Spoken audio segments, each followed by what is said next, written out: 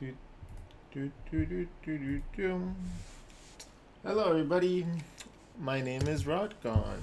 I am an artist, designer, illustrator, cartoonist, book editor, blah blah blah, everything all around person.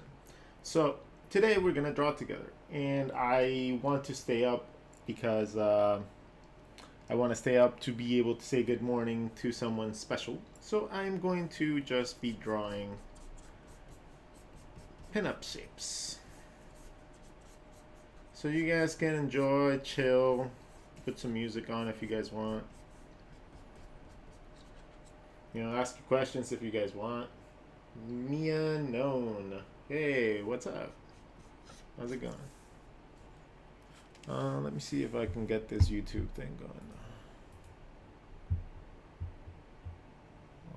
Where's my channel? There you go. Alright, so we have our chat thing going on. My OBS. Cool. Now we can zoom in and do stuff. Awesome. Alright, so how's everybody's night going so far? My day's been pretty cool. Can't complain too much. I got to play a little bit of pool. I got to draw a lot. Yeah, just got to teach a little bit. Well, overall, it's been a fantastic day.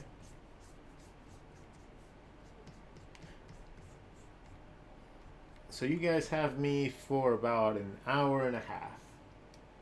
So an hour and a half of you guys can ask me things if you guys want. If you guys don't feel like asking, just feel like drawing with me, that's pretty cool too.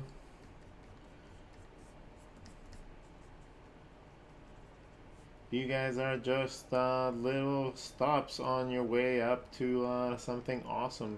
You know, enjoy your nights. Have a fantastic evening.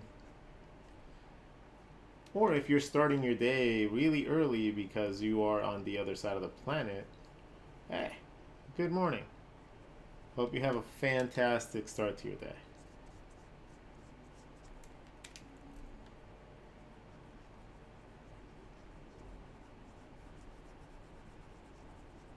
You know, I think everybody enjoys getting those early morning text messages. Everybody enjoys that.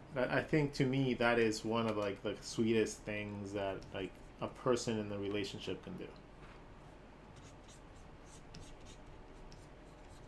Is to be able to wish a good morning, like a nice happy day to, you know, the person that you care about. And that doesn't have to be a romantic care. It could be your friends. It could be anything. It could be your puppy. It's just really good. Oh, good morning from the Netherlands. Well, hey, we have someone in the future. What's up? Let's see. All right.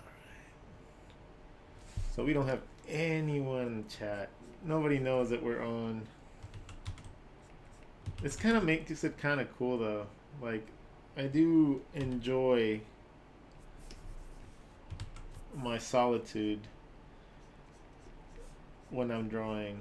And normally when I'm like sketching throughout the morning like stream, I don't get much time to myself.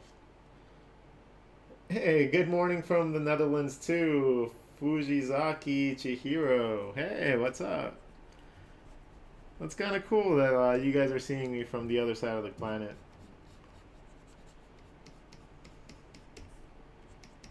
It's kind of, well, soon enough, I think I'm going to be joining you guys closer to the European side of the world.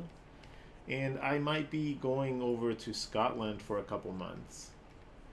So I'm going to be taking advantage of being in your guys' side of the planet so that I can go visit places like every European country.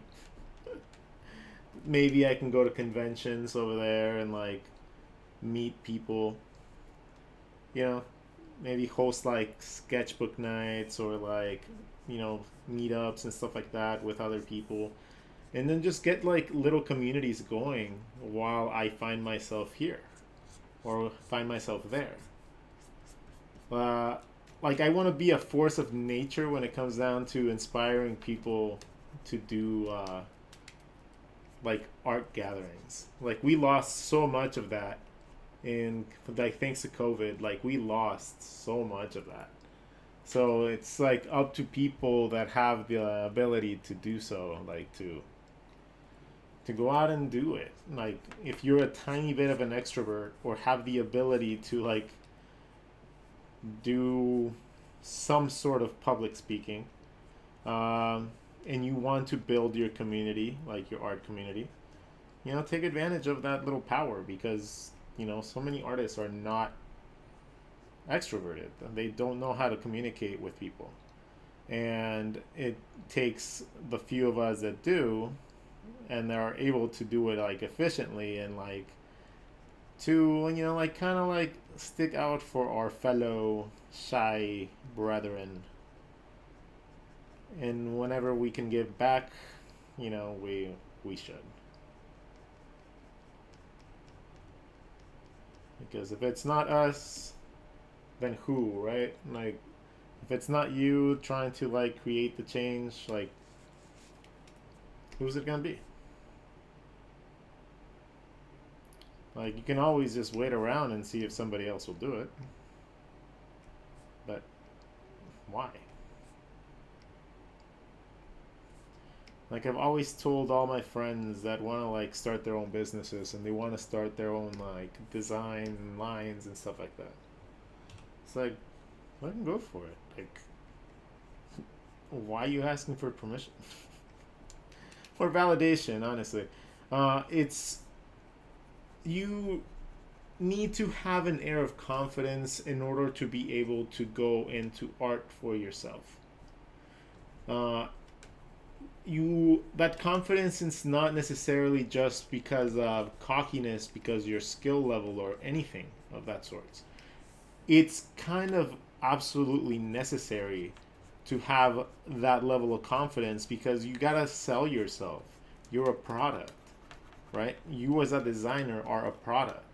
And if you don't think that your product is good, you're gonna have a really hard time convincing any clients that you're good. If you don't think that you are the shit, like why is anybody gonna mess with you, right? So you have to like be very cautious of like navigating that landscape of being both a little cocky and confident and at the same time being humble and not uh, easy to get walked on or like overlooked. So that comes with time and with understanding what you want to get out of people whenever you have communication with them.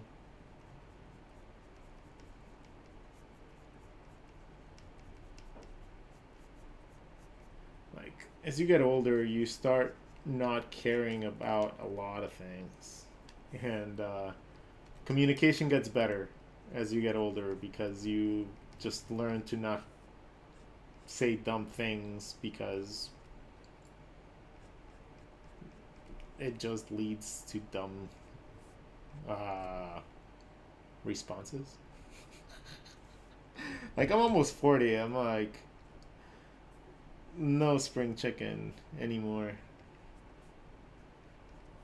and it's just like fun to like see the young generation like same struggles that mine had, right? When it comes down to like the designs and like how like trends are repeating, and it's just hilarious to me. Not the struggle. The struggle's kind of like shitty for everybody, but like the fact that I'm like seeing my struggles in so many people. And then that's really cool too because then that means that I can help you guys because I know what you're going through. So that just comes with like an air of like levity as well.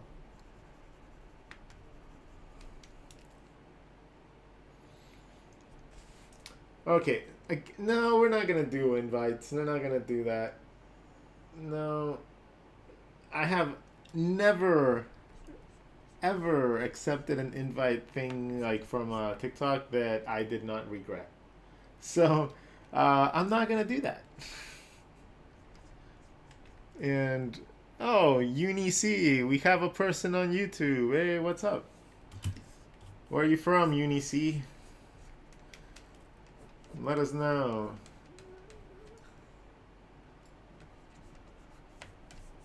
Alright, so what should we have this little pinup doing? The ear is pretty large, but our character, Vicky Mayhem, which is who we're going to be drawing today, has a lot of details on her ear, including piercings and plugs and stuff like that. So I normally draw the ears a little bit bigger on her, just so I can get all those details in nicely.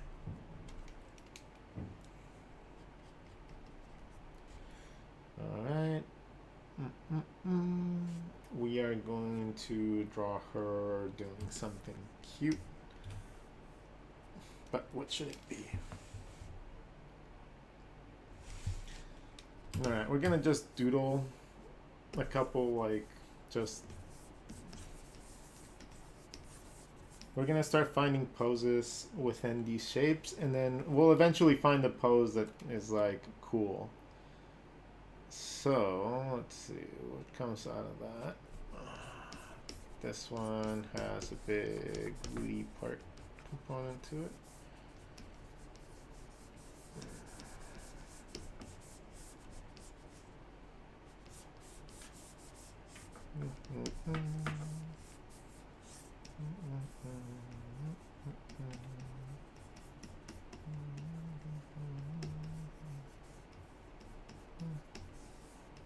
That would be cute. Little pigtails.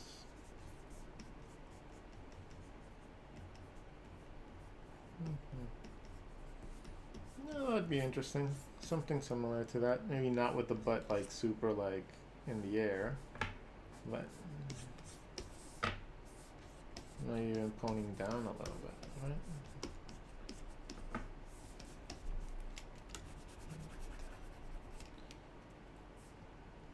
She could be grabbing something.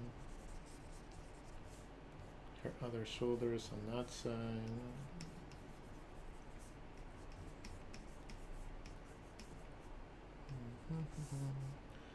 And then she could be grabbing something.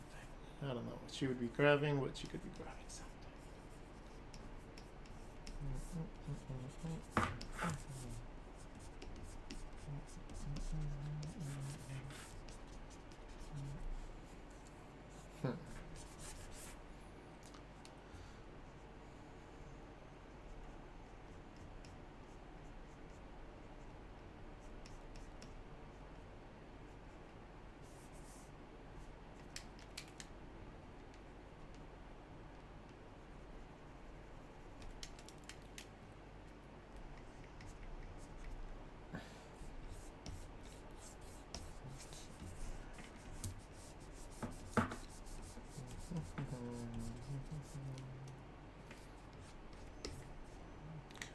Maybe she has like...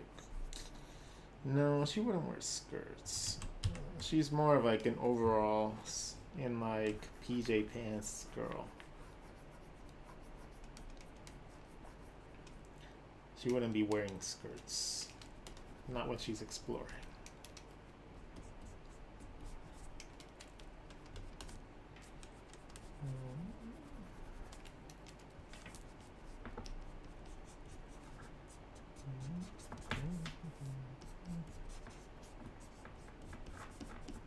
Okay.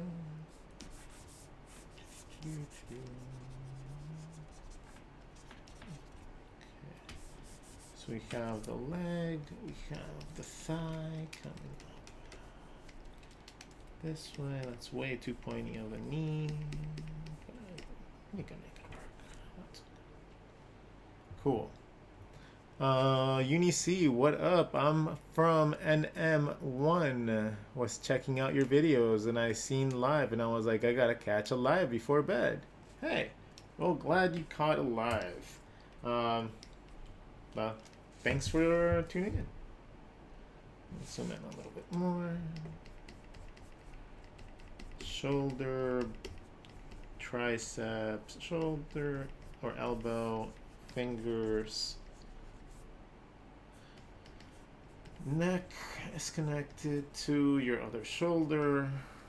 Your neck is not normally that long, so it would probably be a little bit higher. Her little rib cage, and then her little boobs would be right there. Her ear, her piercings, plug things. She also has a nose ring.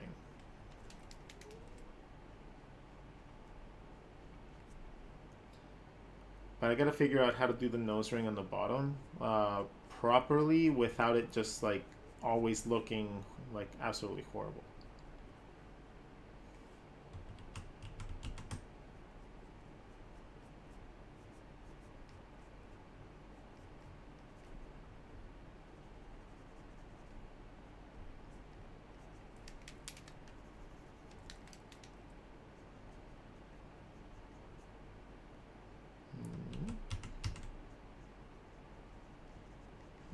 Something like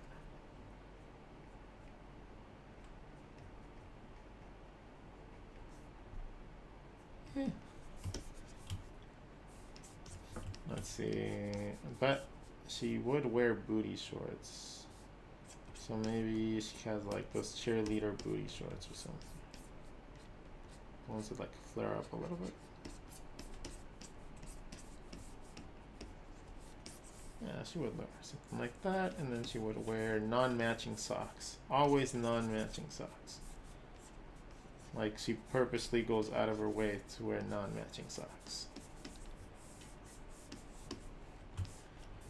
She has a little pin, like little. She has a little tiny hair doodles that come out. And she has amazing tattoos coming on the sides of her thigh.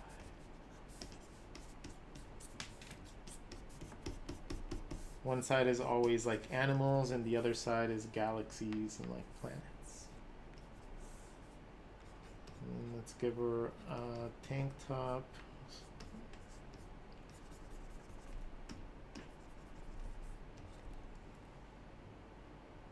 Cool. That'd be a cute pose.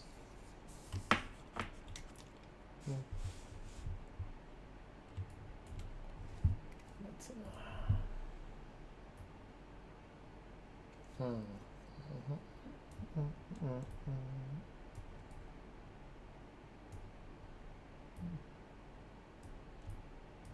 Okay. That's pose number one, option number one. Option number two, let's go into a different layer. Let's draw another random squiggle.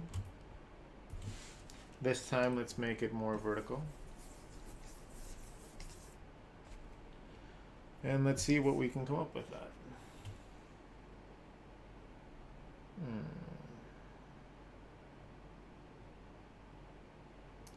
It's a good exercise if you find yourself drawing the same things over and over and over and over. Or you find that your posing and your character design have stagnated. There you go. That's a better pose. Now, do I want to go with the obvious, or do I want to go with something that pushes the creativity a little bit?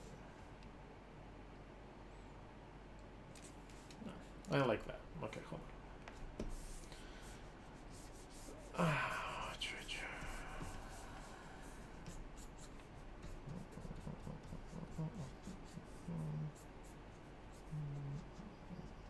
Let's see if we can make like a warrior lady.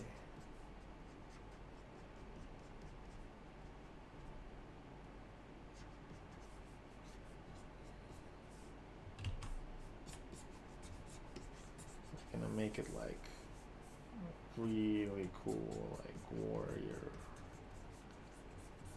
like a beast head or something. Maybe don't do the mohawk.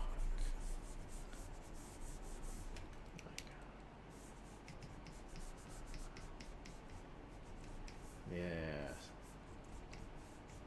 that looks pretty cool.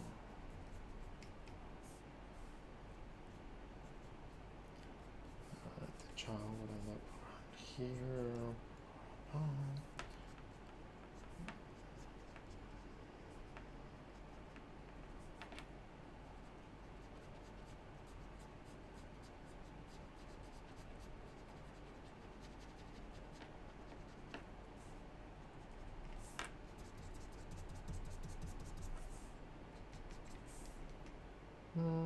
Nah, I don't like those guys. No. Let's go back. What kind of eyes do I want to give this character? Do I want to give it sultry eyes? Like a supermodel? Do I want to give it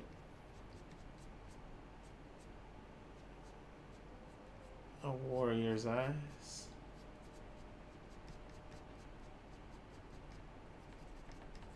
Like full of darkness. The soul is like eaten up inside of them.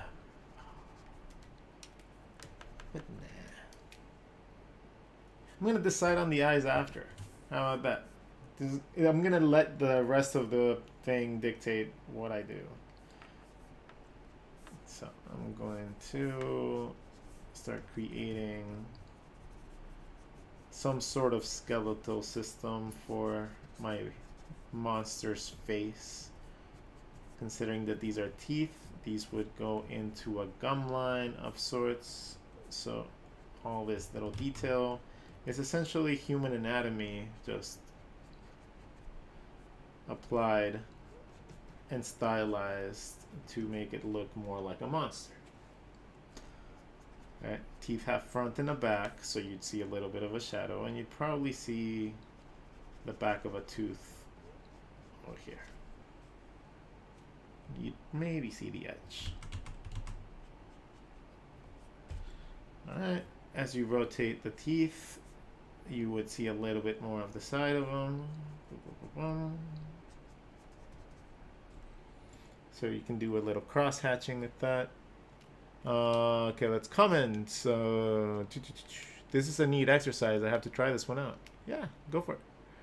The Coffee Artist. I've been watching your content for years. I can't get enough of your style. Please keep doing these streams. We love drawing with you. Oh, yo, I've been missing watching your streams for a while. Hey, like every single one of you guys saying that you like drawing with me. Like, tag me in all your drawings that you post. Like, I love seeing that shit. It makes me so happy. And, you know, like, I'm not a person that has, like, a million people, like, in my life. So, I honestly do really enjoy and value the things that people draw and, like, do fan art of and stuff like that. You know, so it's, you guys make me happy when you do that. So, I encourage it. We're going to do the same thing for the bottom. Creating basic shapes and then just making them a little bit jagged, a little bit random. And making sure that over little overlapping lines that I'm drawing are creating depth, right? These little tiny lines that I'm drawing are just creating little pocket points that make it look like there's a shadow there. Same thing here. I am simplifying the detail by just using my line work and thick to thin lines to be able to replicate depth that normally wouldn't be there. Okay.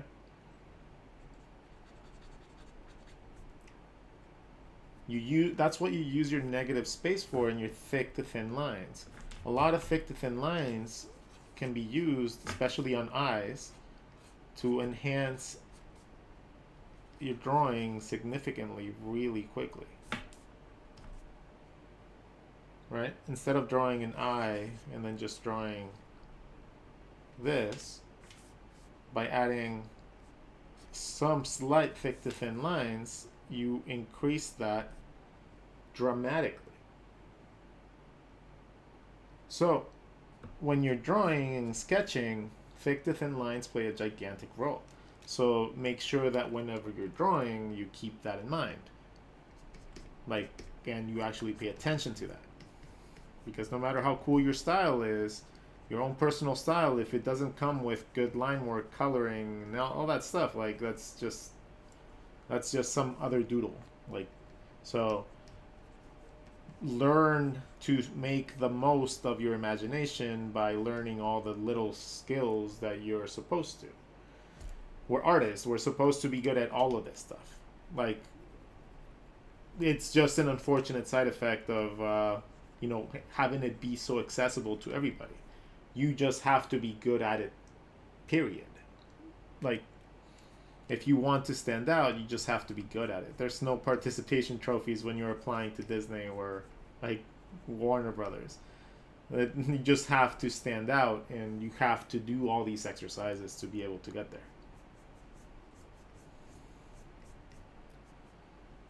You got to practice your anatomy. You got to practice your storytelling. You got to practice a lot of things.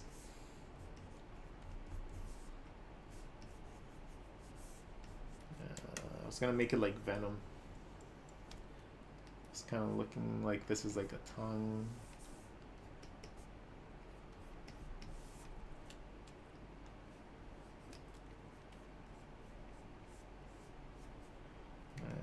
Which means that I can get rid of this, right?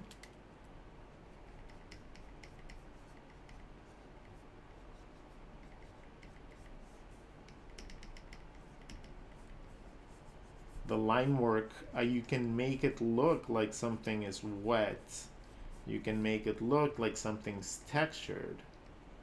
You can make it look like something's wrinkly or bumpy very easily with very simple lines, but you need to understand that all this is just thick to thin line work, right? The same concept that I was mentioning before, this is all just thick to thin lines, just very well placed, because I've done this a quadrillion times. This is a Mac. This is a Mac Mini.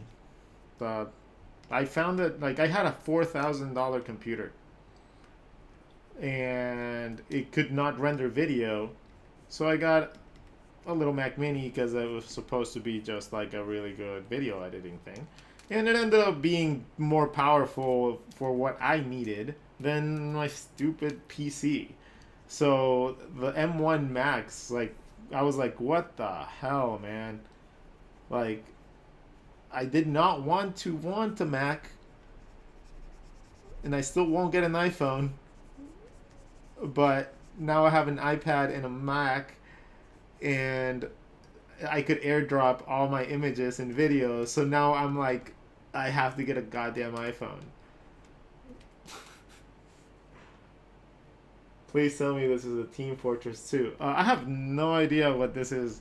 Like, honestly, this is just me doodling, and this ended up kind of looking like Venom. So I might draw him like Venom. Or I'll make it into like a dragon or something. Oh, that kind of look cool. Yeah, I think a dragon would look dope.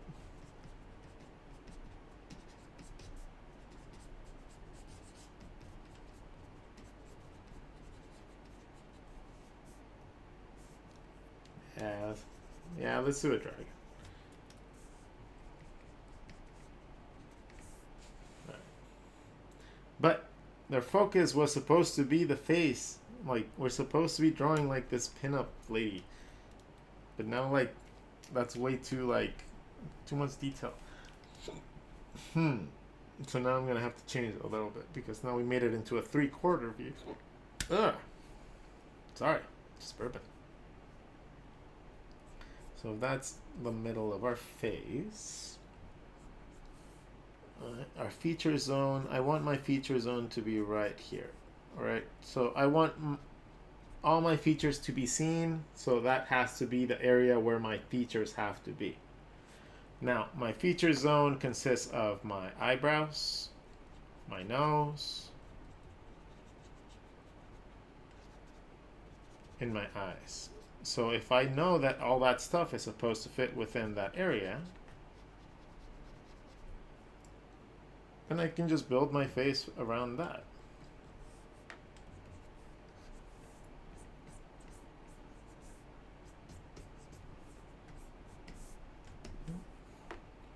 Easy peasy lemon squeezy.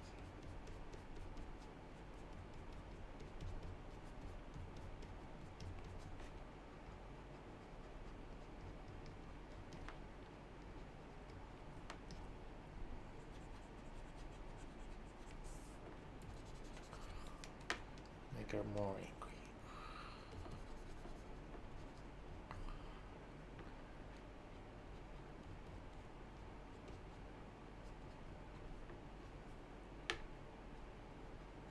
She's gonna be like pouting like grrr.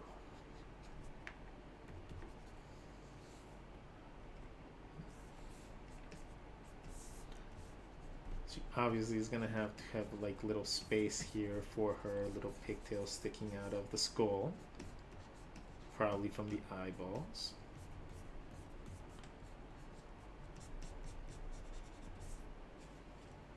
The other eyeball would have the other one.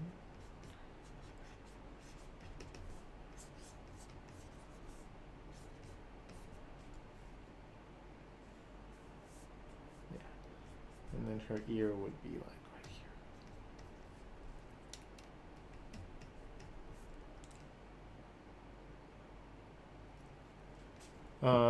What up? Let's see. Yo, Revy, I finally managed to catch a stream. Random lad. Wow, the line weight looks awesome. Thank you. Uni C. Yeah, that's the nice part. Airdrops. Yeah, airdropping would be pretty cool. I think that would be like the coolest thing about doing that like change, but at the same time I'm kind of reluctant on like actually doing that because I kind of don't want to.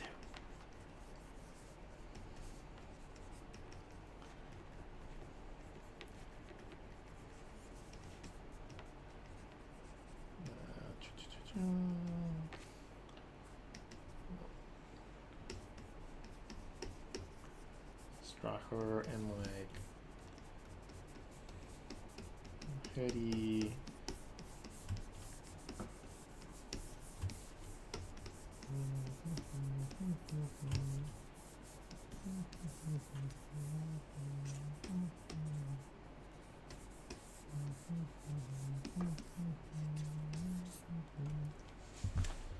Let's see.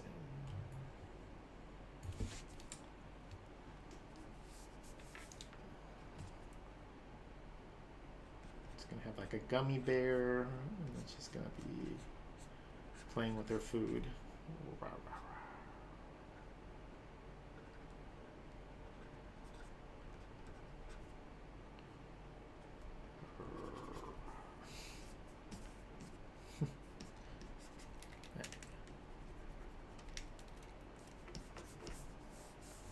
And this hand would be probably right here.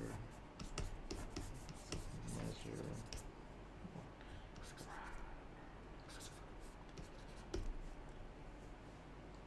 Okay. She does like having baggy t-shirts, so let's create some negative space for her hand. We would scrunch up the t-shirt at that part, and it would just wrap around. Probably scrunch up a lot in a bunch of places. She also likes having PJs. So her pants are always baggy, but you can't hide a booty like that.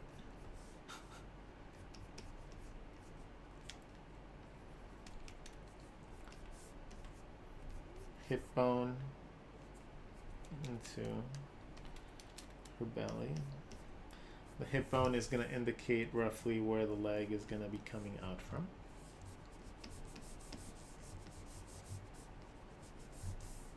The other leg would be around there too. But in this case, since she is just puckering up her back, then this leg would be right here, hip bone right there.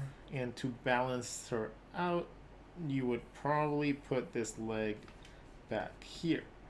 But she is a very flexible character, so I'm going to literally throw her leg out into the wild and see how that looks.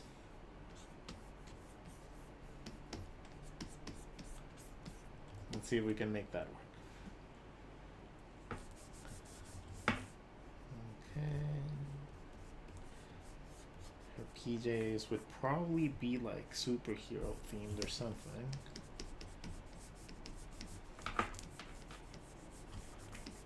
And her feet would be, this foot, she's super flexy, so we're gonna like really calf, ankle, and the foot with her toe inside. There you go. Maybe she's like kicking something. They're kicking off something. Nah. There you go. We'll keep it like that. But she has PJ pants, which would probably ride down, right? It would be a right there, and then they'd bunch up again right there. We got a couple wrinkles. This one would probably go on down like that, but then you'd get like some crinkles right there.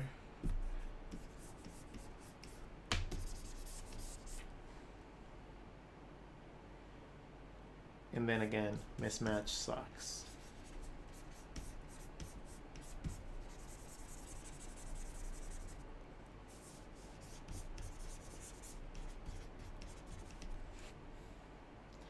And we did say we were gonna have some, gonna give her a bigger booty because she really has a big booty. So enhance those gluteus muscles. Not to an exaggerated amount, but enough so that it looks like she has a big booty.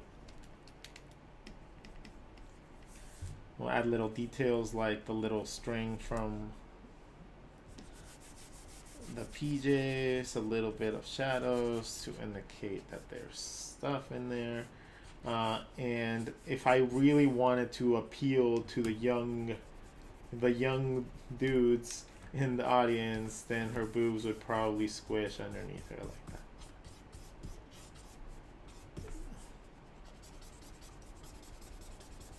Right? And they would like protrude a little bit, and then you'd have like a little bit of the t-shirts like that's if I wanted to do that to appeal to the younger 20-year-old audience that has never seen boobs.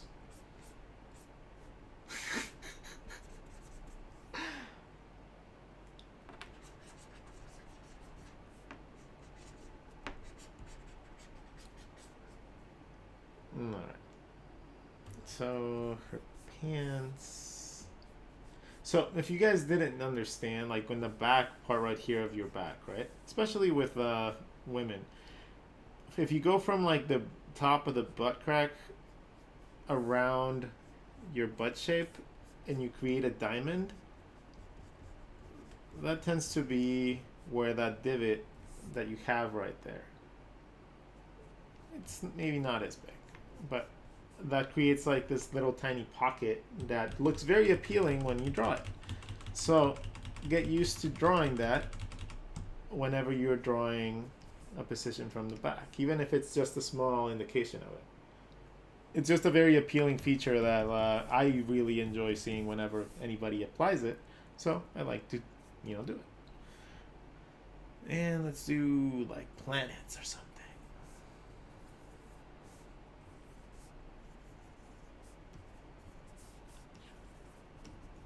for tattoos. On this side would be planets and spaceships. Sorry, spaceships of all kinds and galaxies. This side has I think like No Face and like a couple other animes like Studio Ghibli, like top stuff. Yeah.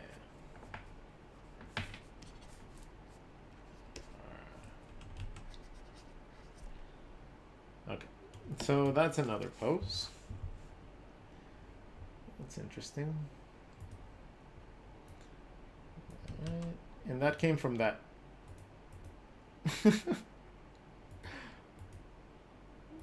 My brain is funny, huh?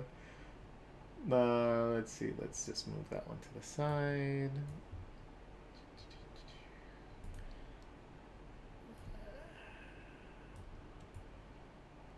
We're just gonna fill up the whole page with tabs. Let's make that one disappear. Let's make one that just fits there, like in that little pocket. So, actually, let's just build off on that one. So we need it to fit within this area. How do we make this lady fit within this area the most efficient way possible?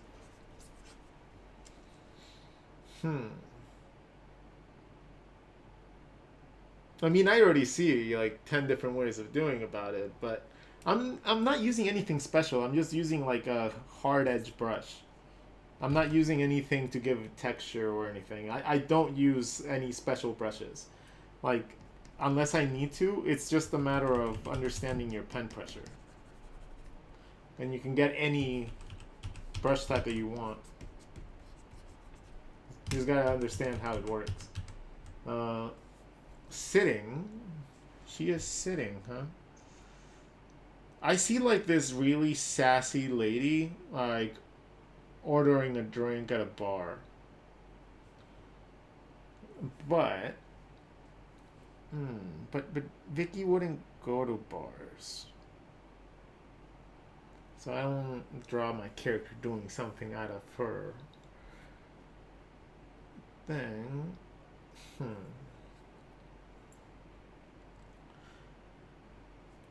Oh, okay, I got it. I got it. And just because I just literally went to do this today.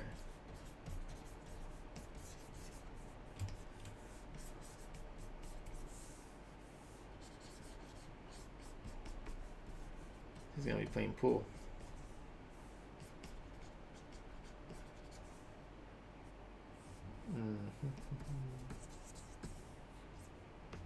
Buoys will be over the table.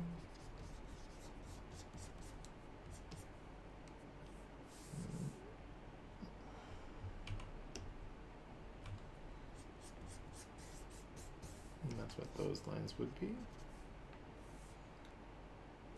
If the stick's right here, but then her finger, her hand has to be right here.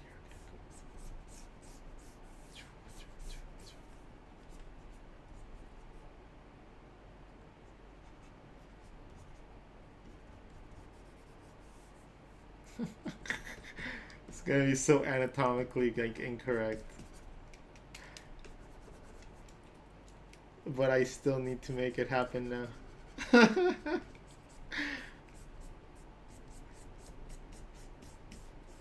I need to rotate the body a little bit more this way so that I have space for my shoulder. The arm would be going out, my hand would be coming in right there, palm right there, and the rest of the hand would be going into the distance, but I need to make it look appealing because if I just draw it like that, it's gonna look pretty garbage. So I need to make sure that I angle these so I don't have a tangent and that it actually reads like the shoulder going that way. That's gonna be an interesting thing to tackle right Okay, let's say the pool table's right there. And she's hitting a ball that's right here. Means a stick. Perspective has to be going into perspective. Which means that her hand has to be grabbing the stick right there.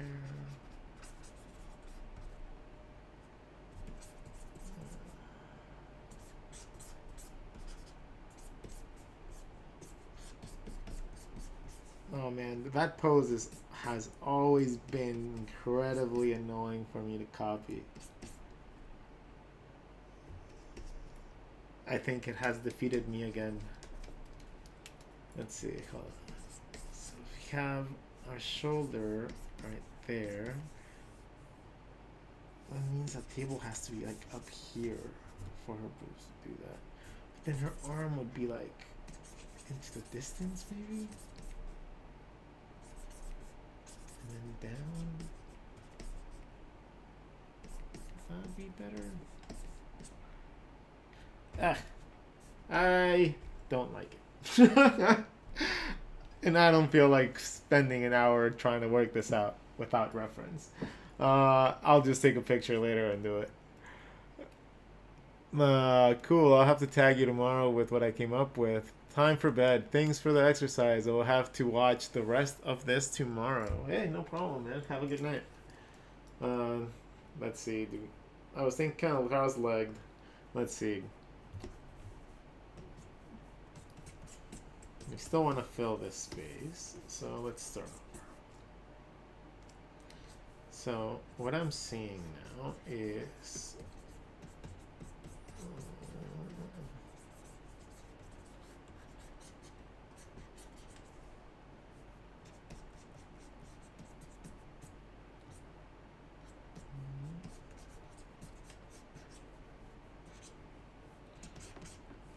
that's what I'm seeing.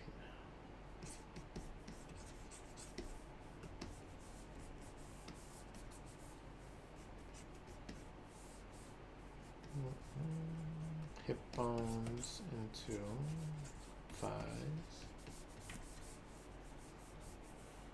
Let's balance out the shape. It needs to be a little bit bigger. Rib cage, hip bones, abs. You can have that leg over there.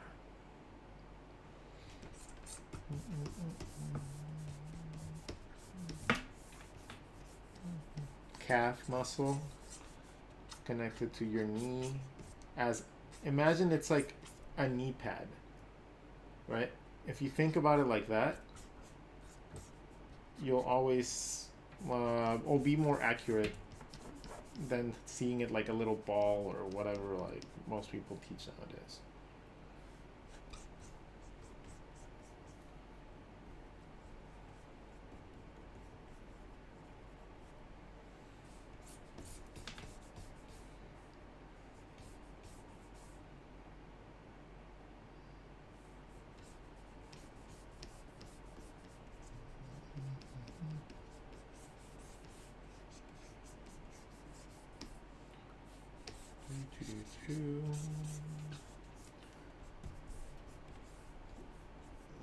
Okay, let's see.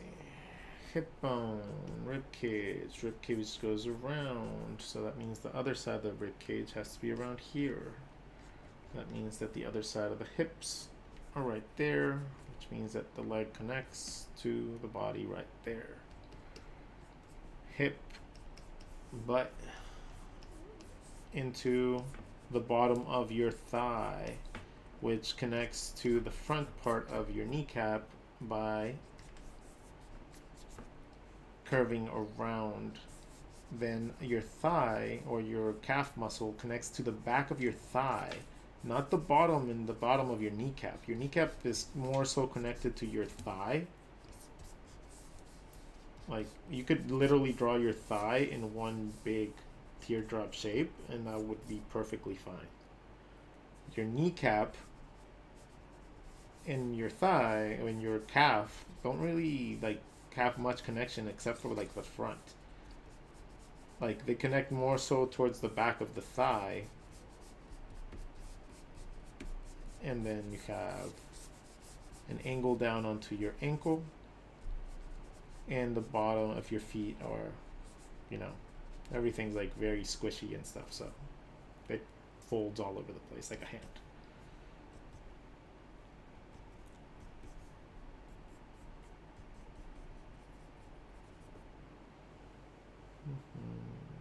No, that's the other way.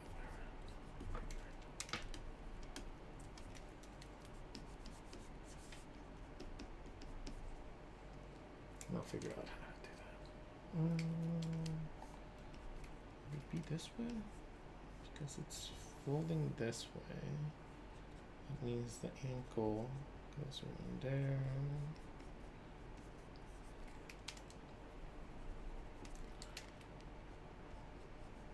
Top of the foot. The toe would be pointing inside, so it's here. Okay, so it'd be more like that. Cool.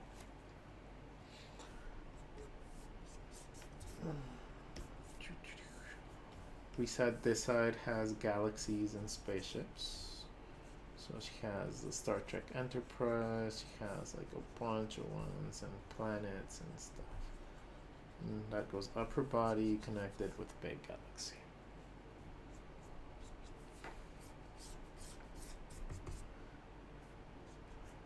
In the middle of her rib cage, right? This is a rib cage. This is the area where you have your love handles and your waist. Love handles and your hip bone tend to match up nicely, and you could probably break that down into making it look like just like a thong. And that's where your legs would come out of, if you think about your bodies like that. Then on top of that, you have your little squish zone, which is your love handles and the sides of your waist. And your abs just go in the middle.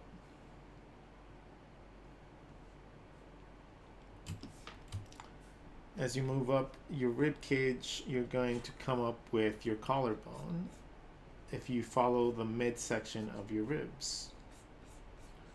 Right? And just follow it up. You'll get to a point in your rib cage, which is your collarbone.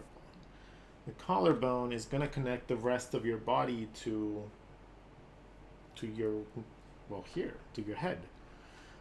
From here, you can take each side of the ear, which you'd find by finding both sides of the jaw. So the jaw comes in this way, and my other ear is back here. So my bottom of my ear and the inside is this point right here. Okay, keep that in mind. From here to here, you're going to connect it. That's going to give you one side of your neck. From the bottom of this ear to here, you're going to connect it.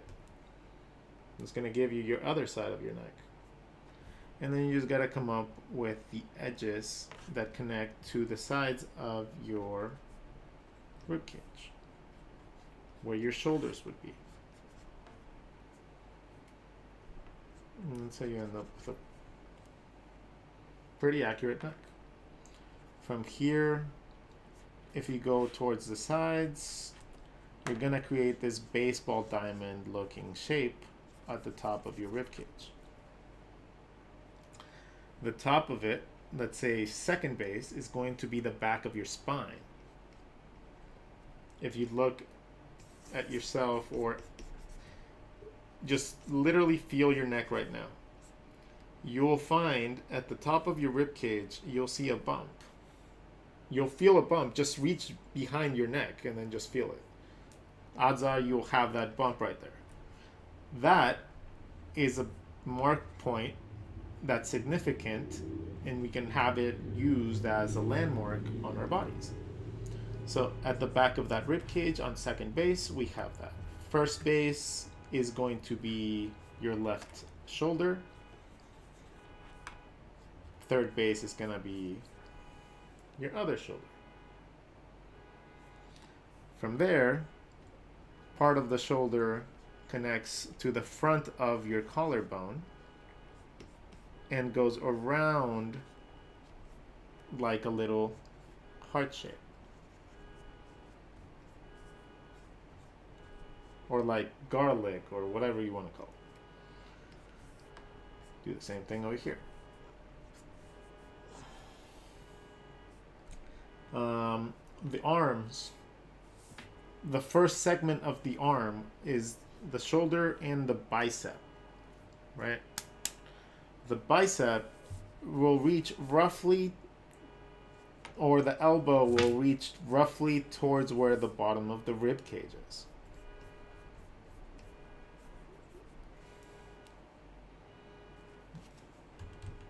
Not that one, it's over here. So bottom of the rib cage, that's gonna be roughly where our arm first section should go.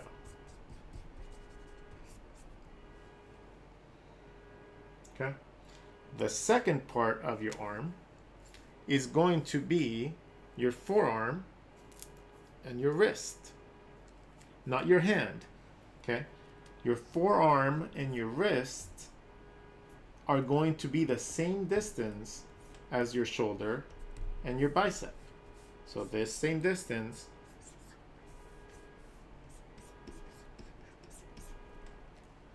we're going to have that same distance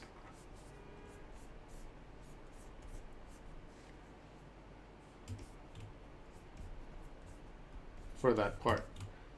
Your forearm consists of a circular muscle connected to a flat section, right? So it's your forearm is round and then it curves into more like an oval. So it creates this taper going into your hand.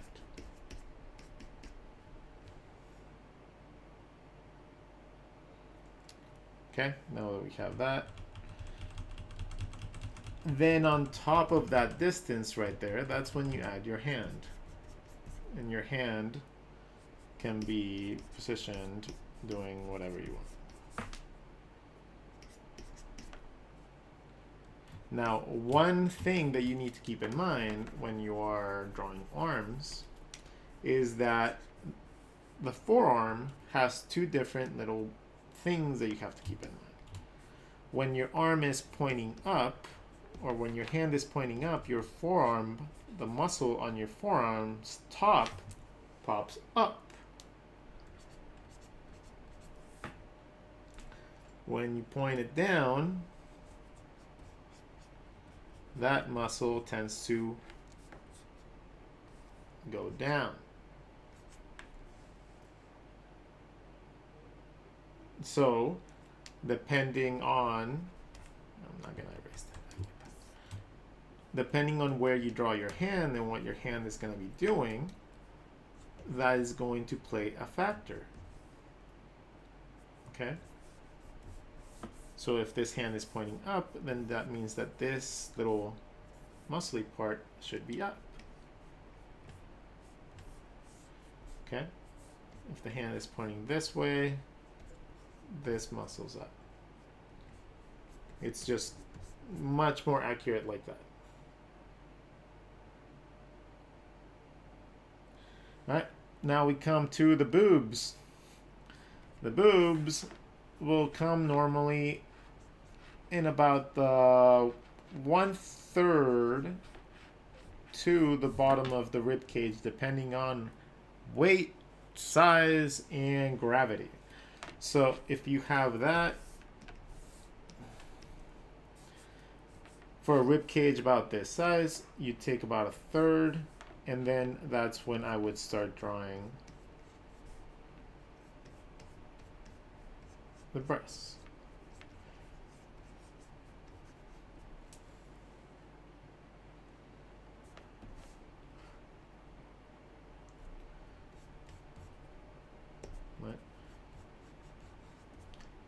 I also like to do a couple different techniques when it comes down to drawing like proper, like, chest area for women.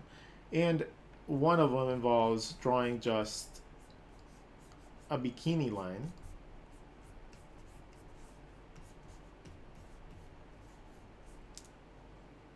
Or a bra, and then making sure that the elements that you have that you're drawing are actually looking like what you're supposed to be drawing. These are supposed to be rounded elements with weight on them. So a lot of the times you're going to end up with a little bit more weight towards the bottom of your shapes, right? Because the weight is getting compressed towards the bottom. Now, this is also compounded by the idea that you're going to normally have like a t-shirt or something on. So if you have a significant size breast size, it literally just pushes out that cloth. It doesn't just wrap around your boobs like that. So getting an understanding of how the shapes, like work when you're drawing them is going to help you be more accurate with your drawings. Instead of just creating like, something without really like knowing how you got there. Let's draw her little pigtail, or her little buns.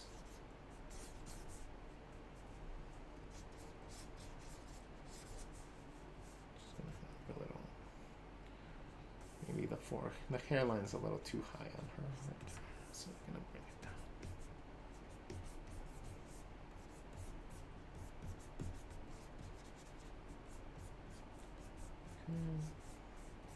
The hair would normally pull towards wherever the hairline is getting tugged at. Let's draw some eyes on her.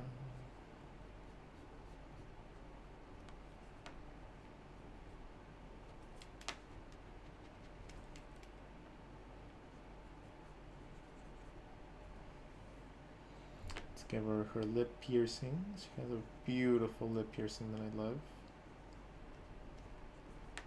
Has her nose ring.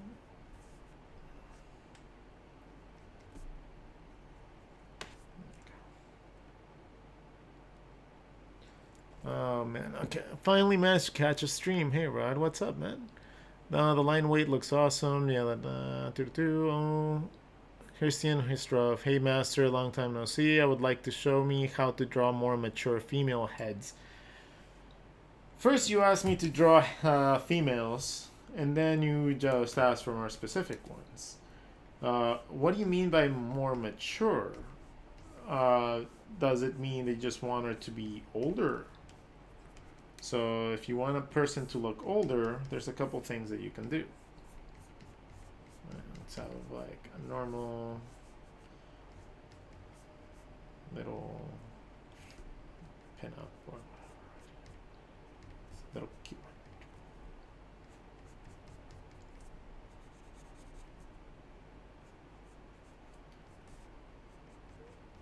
Say hi to, we normally call our random guy Stan, but it's gonna be a girl, so we will call her Stanlina.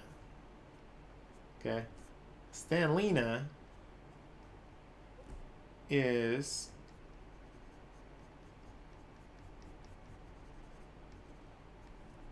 normal woman working her day-to-day life. She likes her Starbucks Frappuccinos, and she just, likes day-to-day things like movies, and she likes Disney movies a little too much. Stanlina, say hi to the world. Stanlina wants to be a little older very quickly. So, seeing as she has a youthful look to her right now, let's determine what is making her look youthful. We're not even going to include hair at this point, okay? because you don't even need to have hair to indicate like age. So if we wanted to make Stanlina right here, let's give her like a little pixie cut. We could make her younger by making her chin smaller and bringing her eyes and nose closer together. That would make her look younger, but what you wanted to do was make her older. You want to make a person more mature. What you do to make people more mature requires having a slightly higher understanding of human anatomy and observation, because you need to know where to add detail. So human beings, as they get older, they start getting saggy skin. The muscles start clinging down in certain areas that create the illusion of aging. A lot of people see them as wrinkles. A lot of people call them age marks. A lot of people call them whatever you want to call them. But essentially what is happening here, if you guys have not paid attention, is they are clinging to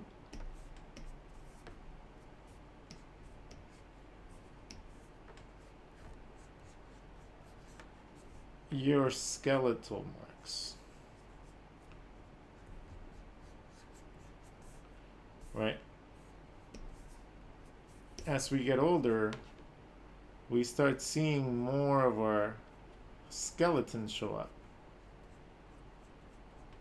And we start seeing our eyes sink in a little bit more to our eye sockets. We see our cheekbones cling a little bit more to our side, to our cheeks, right? We start seeing these little like lines on the side of our nose. The cartilage in our nose and our ears starts to sag a little bit as well. Your chin and cheek muscles start slowly sagging more and more. And you start getting little wrinkles in places you don't necessarily wish you had wrinkles. Your eye sockets and your eyelids start getting lighter, like your eyes start getting closer and closer and closer to being more shut the older you get. And you get more wrinkles on them too.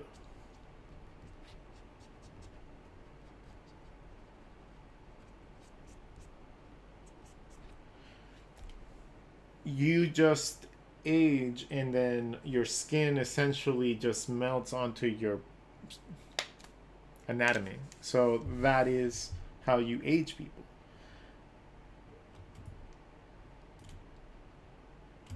And old Lady Vicky is still cute as fuck.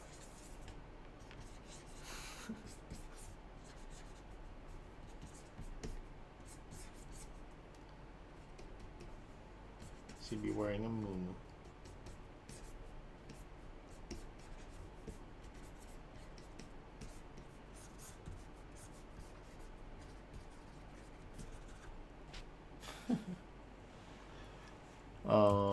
Shalom, greetings. All right, Rodgun is on. Caught a live stream. Yes, you did. And what time is it, by the way?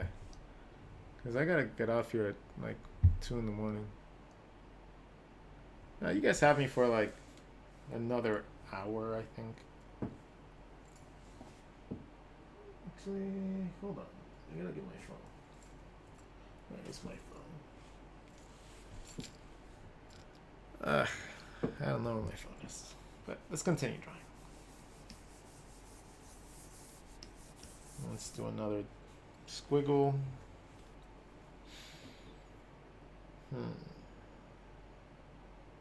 What can that be?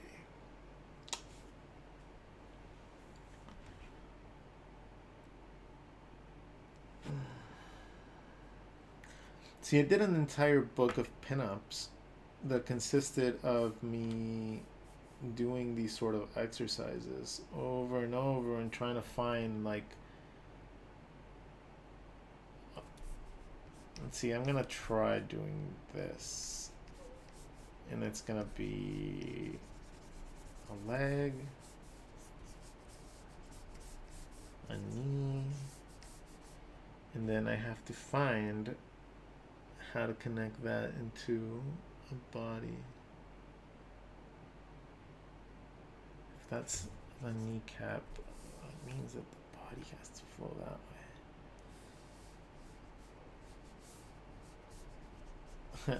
We're gonna really push like some anatomy right here.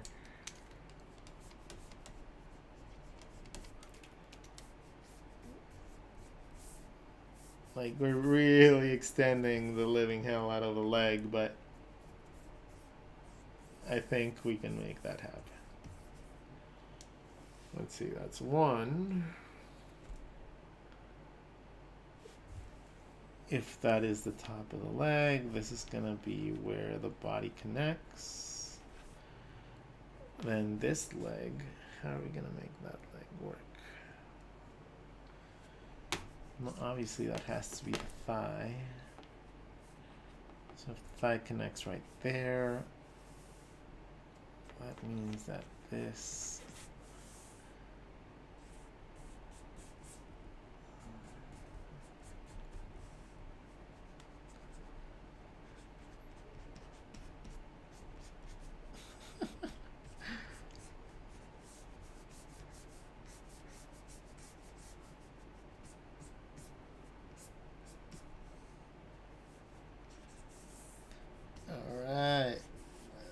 it's a little weird, but I think we're gonna make it work.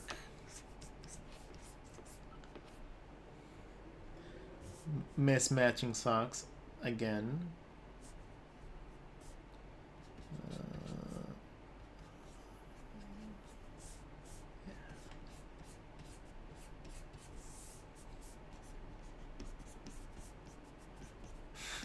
This looks so like a graffiti.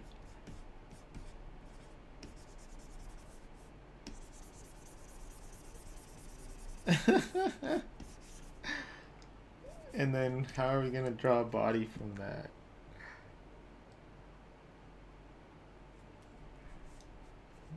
So obviously that has to be the rib cage.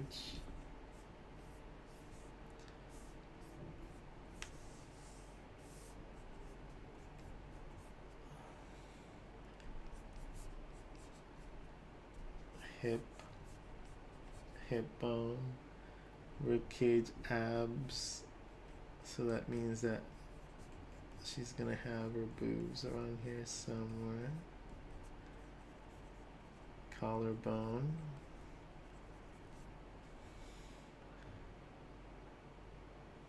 And she's gonna be holding something up there, I guess.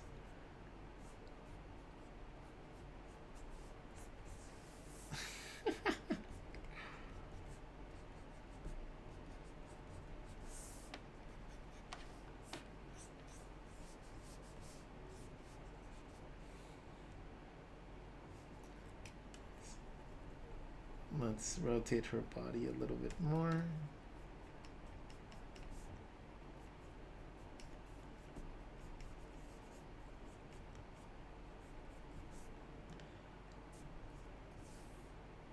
I don't know what she's grabbing onto, but she's probably gonna be grabbing onto something like Mini Moose from Invader Zim.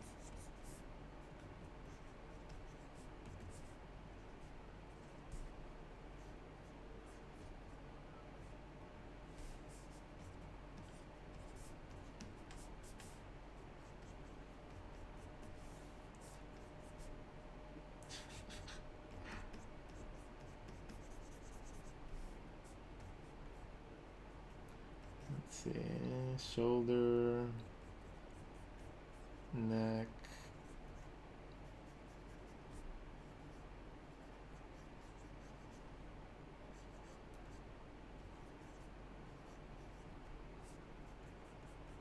I hate this angle so much. Like the neck is never appealing at that angle.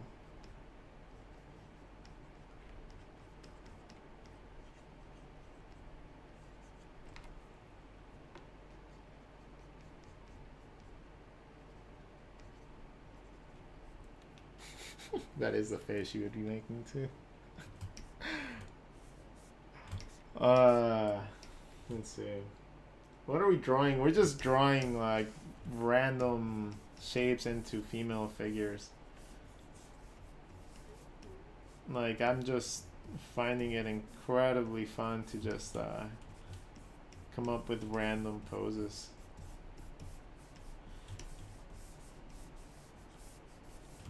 And seeing if I can make them look balanced or not.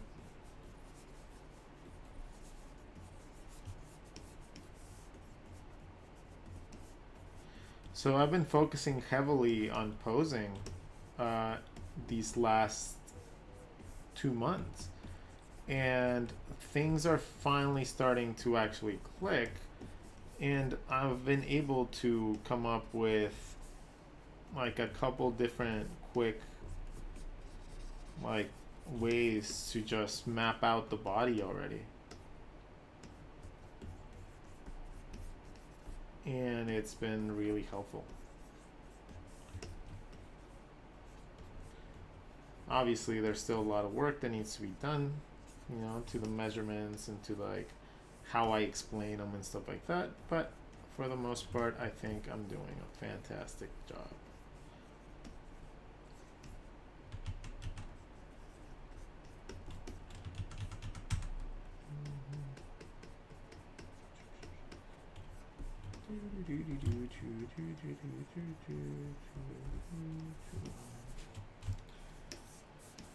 Yeah, so we're just drawing random thingies into random thingies.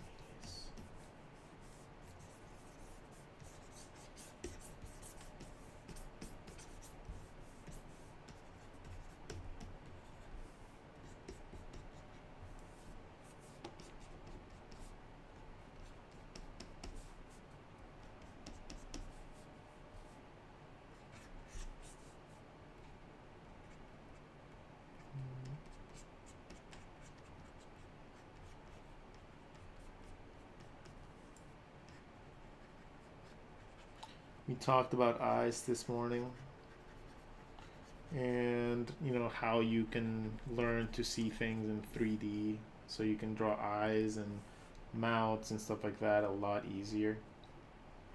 So if you missed that stream, it's probably on YouTube, so feel free to like go check it out. Like,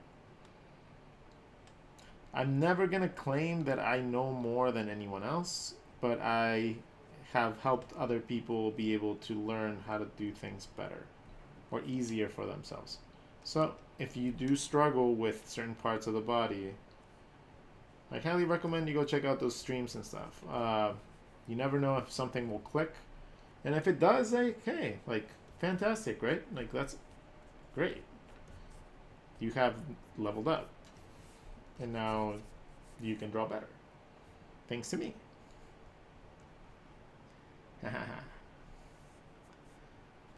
I take great pride, and I am very, very, very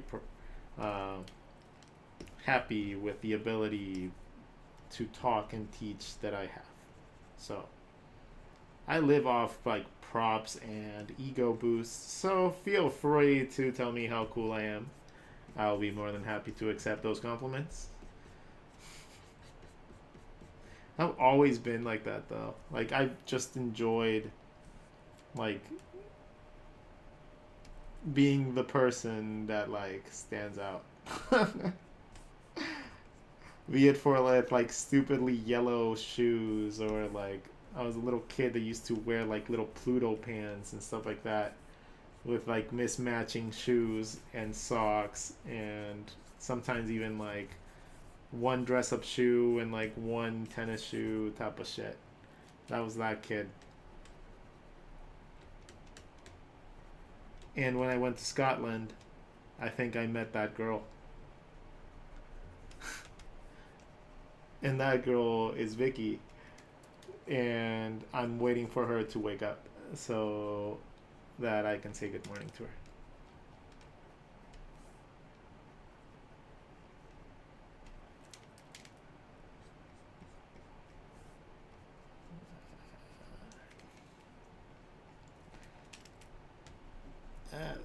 when something is just not working,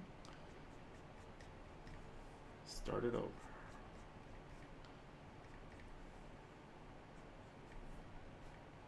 There you go. That's a lot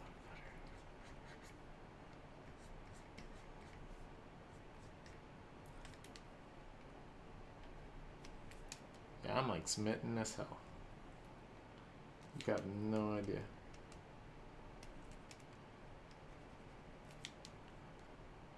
I am happy as a clam though. So when do you head to Ireland? It's not Ireland, it's Scotland. So I head to Scotland, back to Scotland in February. But before then, she gets to visit me. So she gets to come to San Diego and spend some time with me, which is going to be absolutely awesome. Let's see.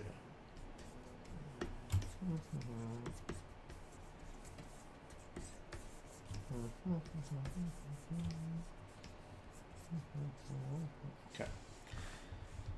Let's see. Let's come up with something.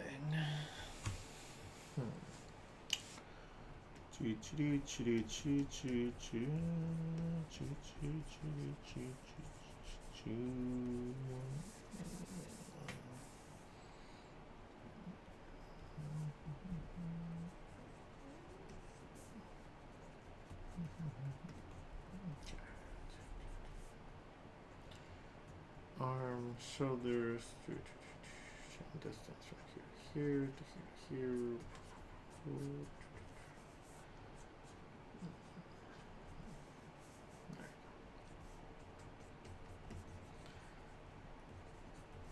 So before you add any details to your drawings, you should really take the time to just map them out like this and make sure that all the proportions are how you want them to be at first. So that way you don't have to like change your sketch again halfway through it.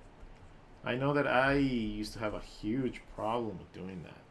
Like I just always ended up having to change my sketch because I just never like solidified my drawings first.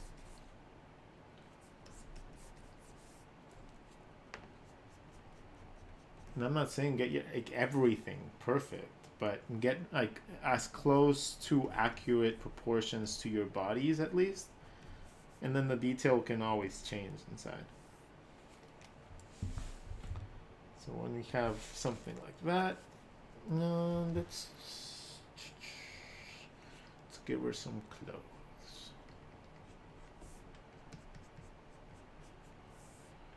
She likes wearing really baggy shirts.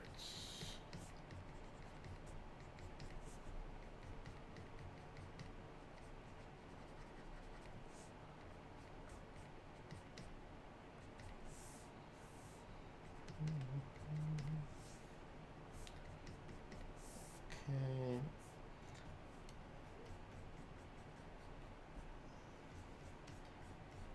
Baggy shirts tend to have like folds and stuff.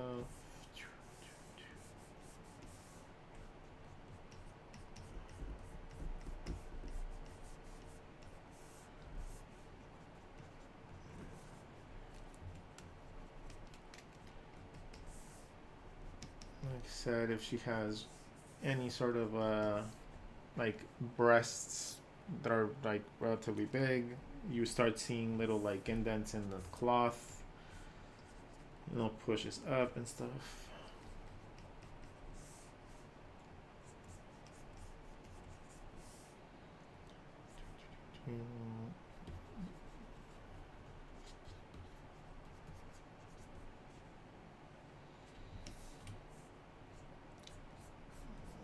She has baggy pants for her PJs into mismatching socks. So if one of her shoes or feet is gonna be like that, I need to balance out her other foot.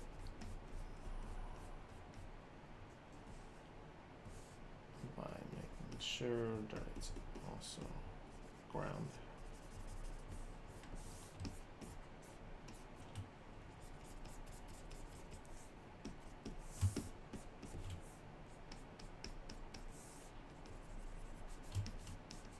Baggy cloth would create pockets.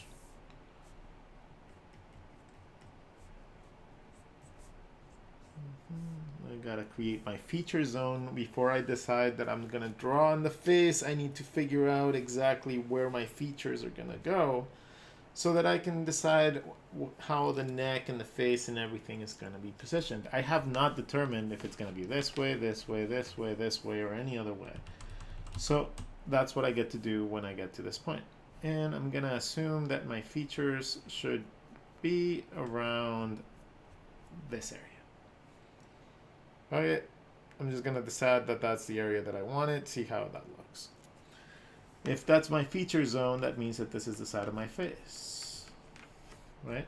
And so very basic deconstruction of the face, just with that information, means that this is the middle. This is the part that caves in for your nose bridge, creating the pocket where your eyes are gonna go, right here. This is also where your ears would go. Your forehead starts curving back, and you know that your eyebrows are at the top of your feature zone. Your eyes are on the top half of your feature zone. Your nose is at the bottom of your feature zone, and then you draw your mouth and stuff. And then just scale it accordingly to whatever you need it. Sometimes it's not 1000% accurate, but it gets you pretty close to mapping out where you need to put your stuff.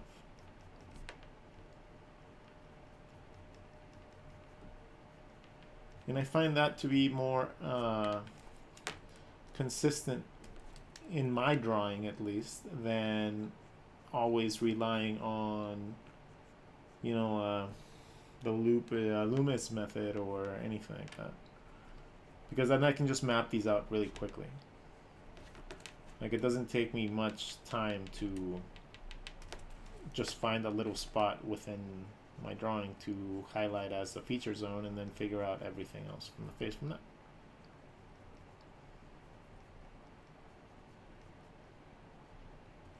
Like, I don't have to worry about the jaw or anything like that until I get to that point. Right. So we have the nose, we have the eyes. Let me look in that way. I'm gonna have the mouth. If you don't know exactly how to draw a mouth, you can just draw an eye and then give negative space. That's like the easiest way and cheatiest way to draw an eye in 3/4. Draw an eye and fill it in and give it negative space. And now you have a mouth. Ta-da! Oh, you want a cool, like, little pin-up mouth? Okay, draw a pouty eye. And then draw the negative space.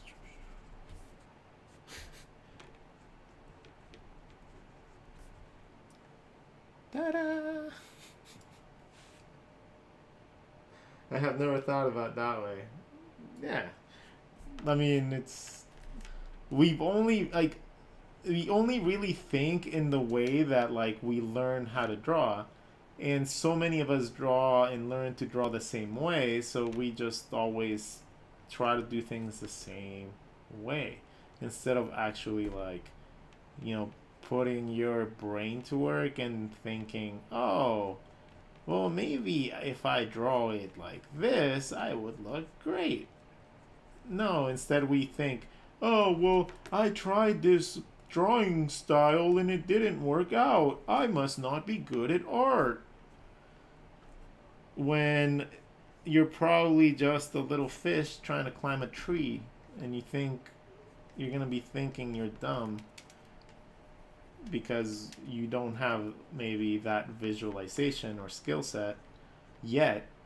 And, well, you know, putting yourself down because you don't see things like that, it's not going to help anybody. So you need to start seeing things differently if things don't click the way that we normally do it. And since things did not click for me for a very long time, I found my own way of doing things, and it worked. And now I get to teach it to you guys.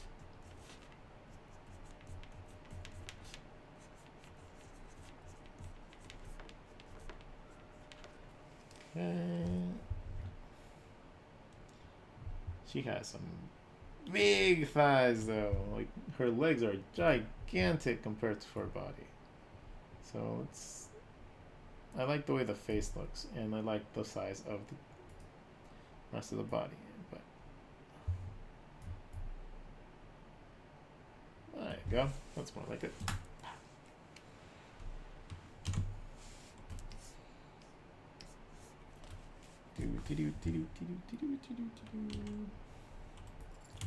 So let me get my phone real fast because I want to make sure that I can message her. So then oh wait, my phone's right here. Haha. It is 1:30. I wonder if she's awake. That means she's still not. No, I'll wait a little bit longer. Alright, so let's continue on. We have been drawing some funny ones. I might do something with this guy later. Actually, why not just do it right now? I always see that. I always like, I'm gonna do things later. I kind of like that one, so let's refine this one.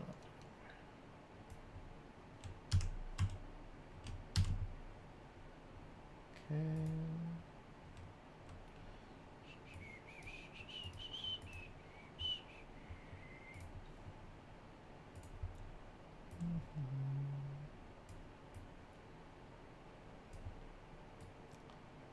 Okay, first thing I'm going to do is I would like to take the warp tool whenever I do anything, or mesh transformation tool, and then make little tiny adjustments to areas that need it. If anything looks unproportioned, this is where I like to go in and then just tweak it to make it look balanced.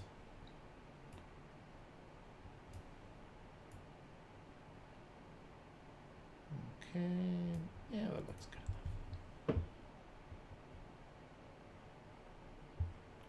Okay. We can clean up the sketch a little bit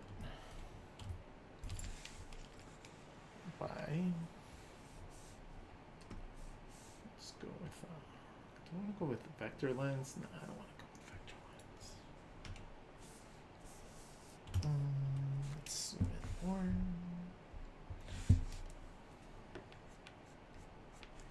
And at this point, I'm just going to go in and I'm going to start cleaning up a little bit of the sketch, creating a more refined level of line work. Some of these lines that I'm drawing right now will stay with the final drawing. Some of them won't. And it's also going to be like determined as to how like well I can read the lines that I had previously. Sometimes it takes a couple layers of sketching to be able to get to that final outcome.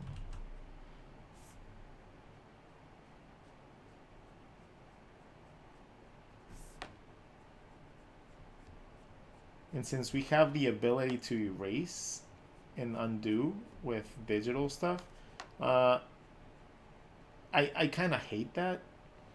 Like, I honestly do, because it makes me like take back a lot of things, or like I triple think it, or like then I start overworking a piece instead of just going with my gut, and it's annoying.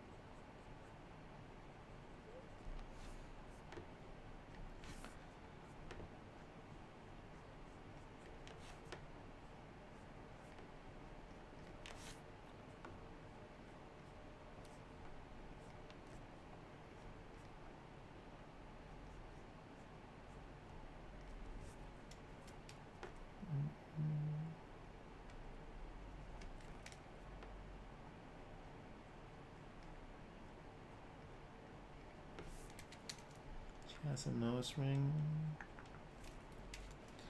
But she also has a side nose ring.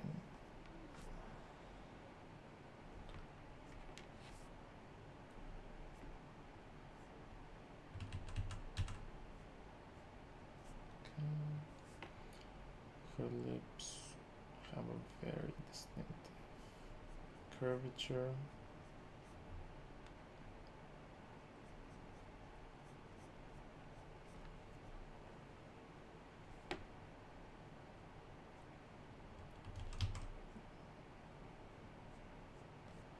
She also has a very pouty lower lip. And she has a piercing that goes through it.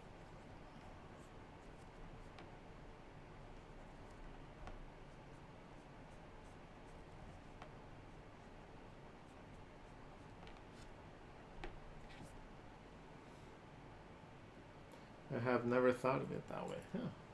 Now you have. Have about 18 people left on TikTok, huh? Thank you for introducing me to Jake Parker. Both you are preserved inspiration and helped me start a comic. Did my first page of comic today. We'll finish it this project. Woohoo, that's cool.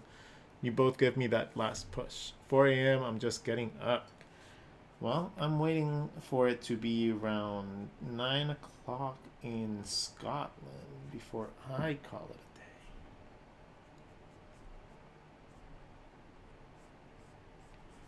So that I can just say good morning to someone.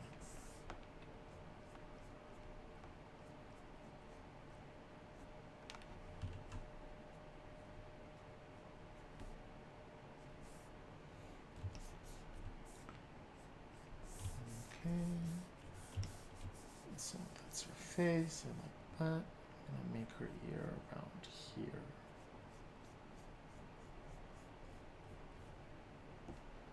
Her ear has her plug.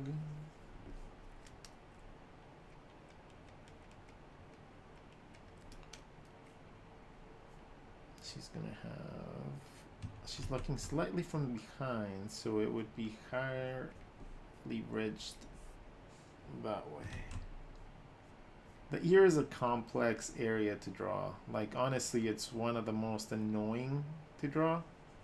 Mostly because of so many little details within such a small area.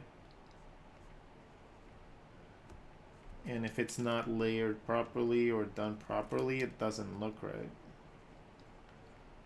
Right, so you have to like be very good about like layering those little lines and overlapping lines. It's just annoying as hell. Okay, over here. So her jaw would come out that way and down. Alright.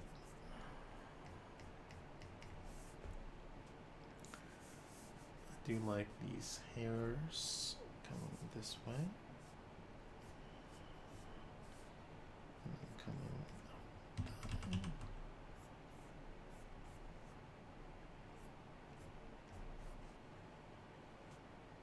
Okay.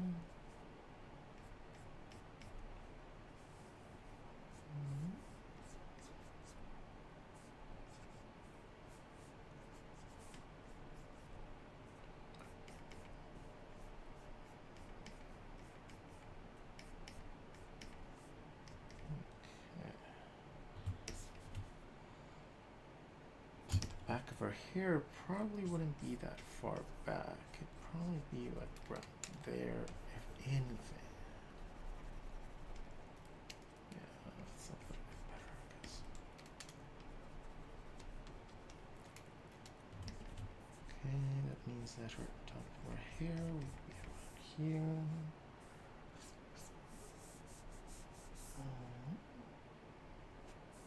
That means that pigtail, her bun coming out from this side here, and then this side over here.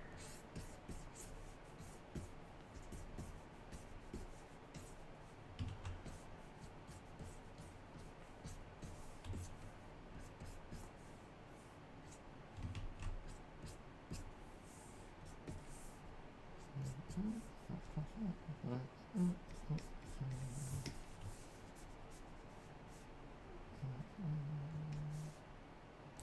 see. This part's always tricky because the hairline is coming here, and then it curves in from there. So that means that you get like a flat edge right here.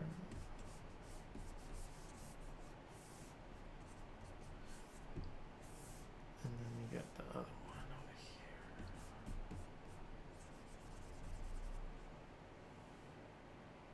here. Yeah, that's fine.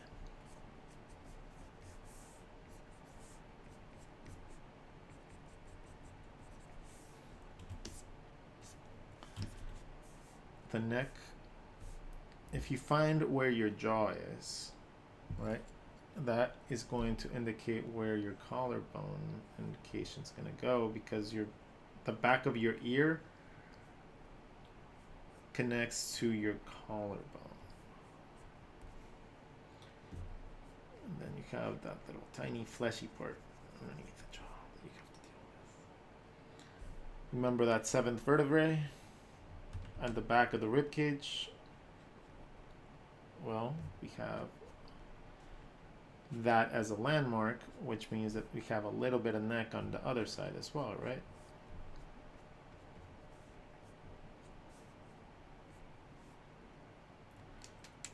Let's not make this so distinctive. Let's curve it up a little bit.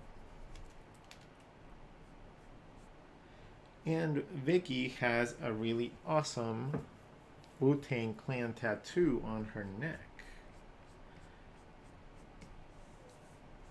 She likes the Wu-Tang Clan. So I gotta remember how to draw the Wu-Tang Clan symbol. For now, we'll just leave it like that. And please don't crucify me on the internet if I didn't get it right. Actually, for now, since I am not confident about my Wu-Tang drawing skills, I'm gonna just put my Rock On logo on there. I'm gonna have the tank top that is going to be going around the shoulders.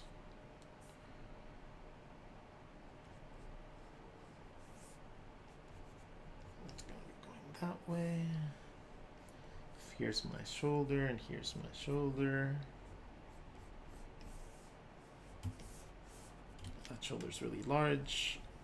Let's do it a little smaller.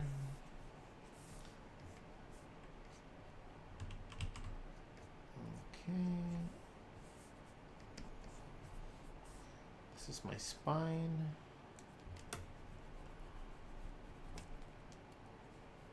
My spine is curving this way.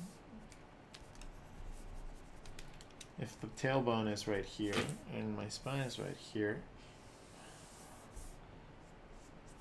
that's the way my spine goes. Rib cage curves in. Arm comes out.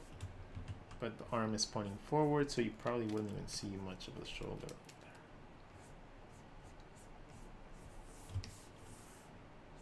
Tank top would fold to the front of the body.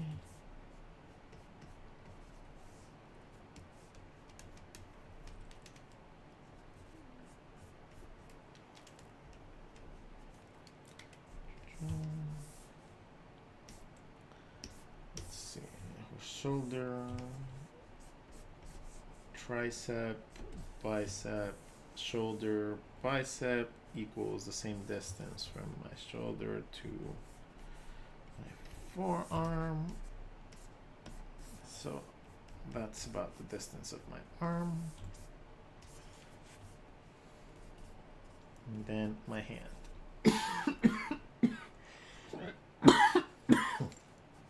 Oh.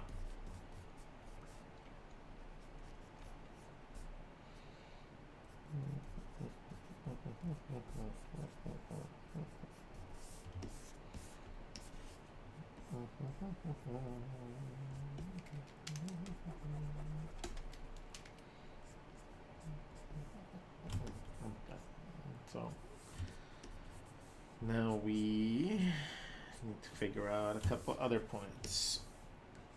If this is our baseball diamond, that means that the front of our rib cage is right here, so we can trace that shape around. That's going to give us the front of our body, which is going to also give us the front of our, where our breasts are supposed to be, into where the rest of the rib cage goes. This is going to determine how the tank top folds. And if we want to, we can even make this even a little cooler and make this into a little midriff.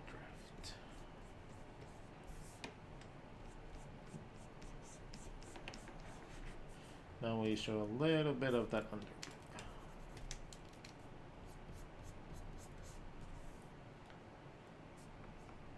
Okay.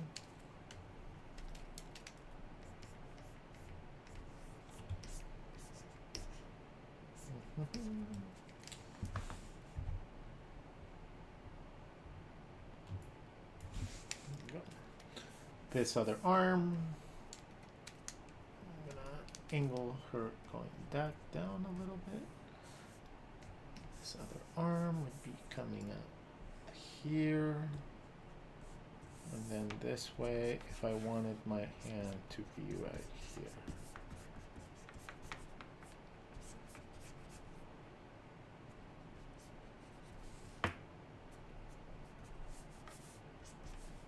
And if I'm holding something, it means my arm is flexing, probably not this way, but this way.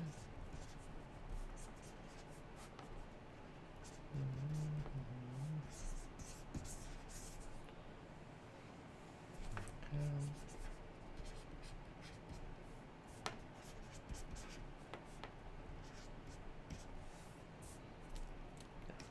Come out.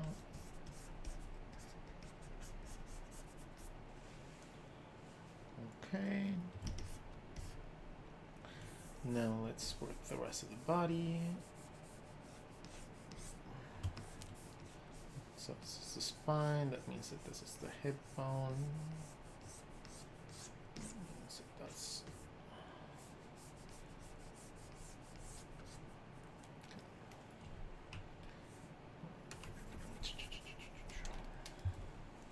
first we're going to take it by steps. 1, do we want the thigh to be that wide? And I have a feeling we do. This looks nice.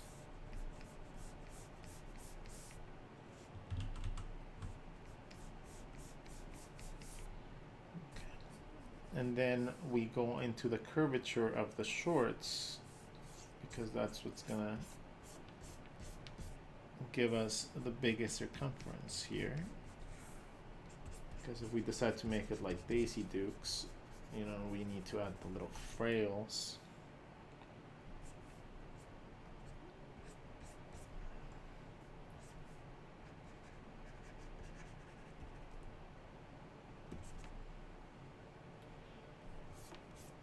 And then we add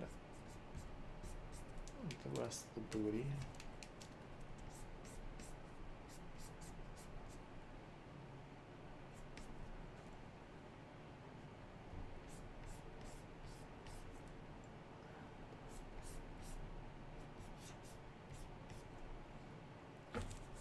Okay, when you connect the booty to the thigh muscle, they tend to have a little crease in between. So make sure, because the thigh muscle is kind of like this type of shape, and the butt muscle is this kind of shape. So when they connect, they create a crease. And that's what the other muscles are. Yeah, I'm streaming on YouTube and on TikTok at the same time. Seeing as those two are probably like my biggest like new sources for people. Apparently, Instagram just fucking sucks for reaching any new people. Yeah, it helps me maintain my like current people, but I'm not reaching anyone new on Instagram. So I don't stream on Instagram.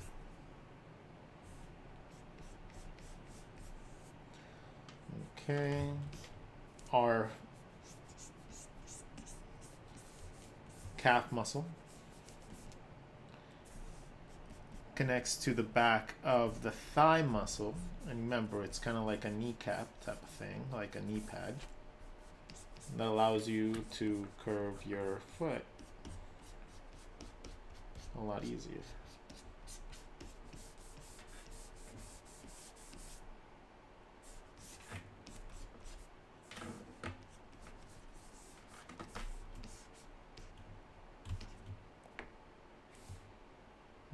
Do I want Daisy Dukes on her? I don't know if I do that.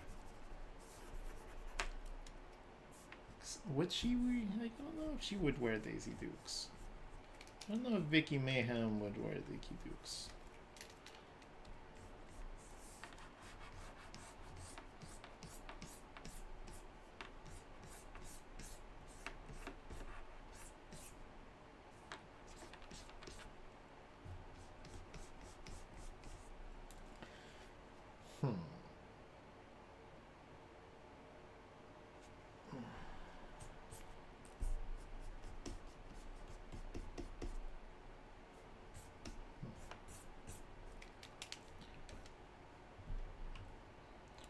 Subtle curvatures of women will always be the hardest thing for me to draw. Like, there's so many subtleties that come along with like drawing a really, really good female pinup that just still baffle me sometimes. Like, it's just let's just give her some like panties.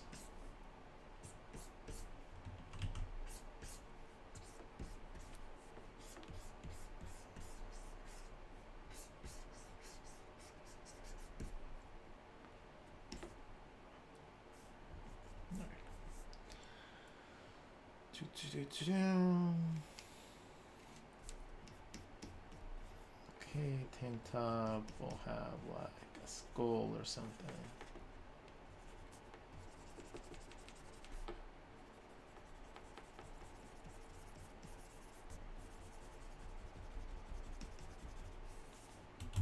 Dokes. And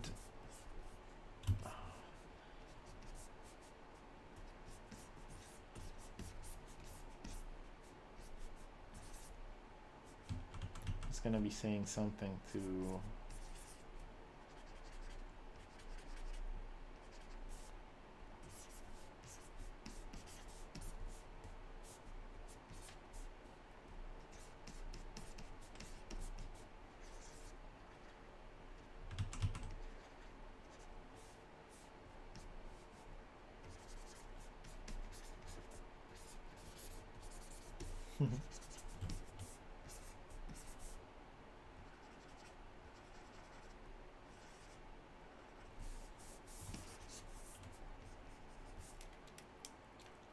actually, no, you're not.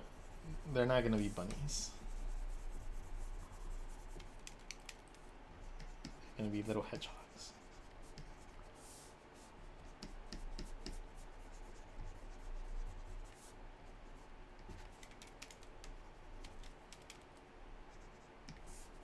Because hedgehogs are, like, apparently really rampant in Scotland.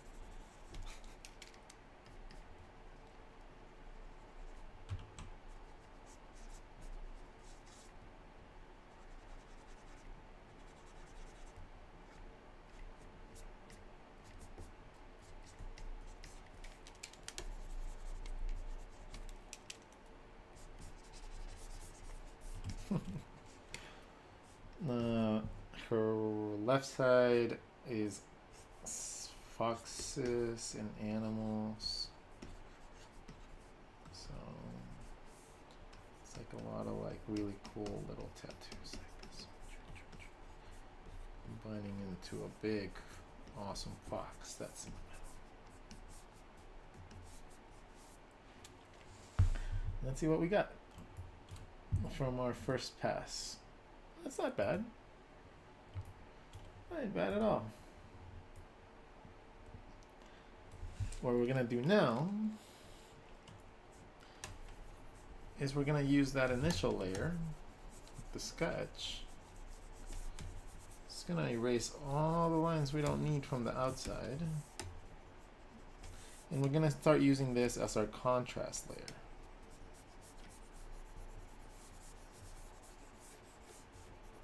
You'll see what I mean in a second.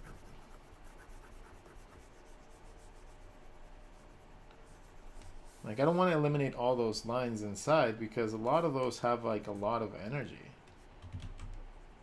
So I have to pick and choose what I want to delete. And little by little, I start getting rid of the ones on the outsides for the most part. Just to clean up the sketch a little bit. Anything that's in where the eyes are supposed to be on a character. Anything that's really out of place, like anything that's obstructing the visibility of something major. And then you can go in with the black and fill in those areas that need contrast.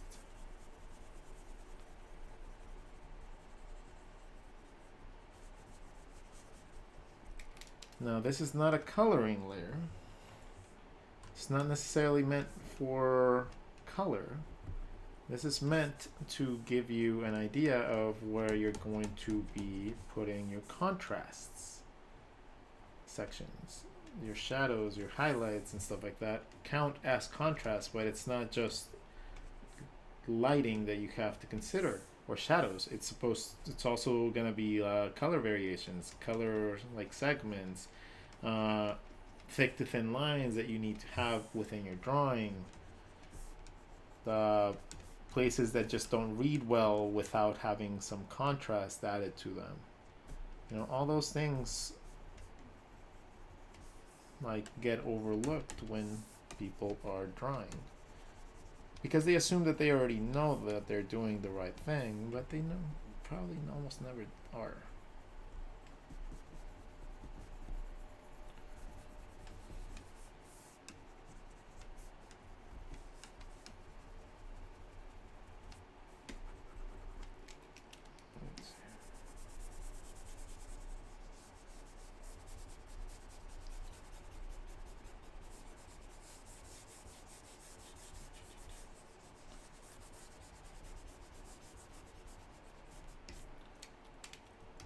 I don't need to add the shadows there right now because it's not a feature that I necessarily need to enhance at this level of the design.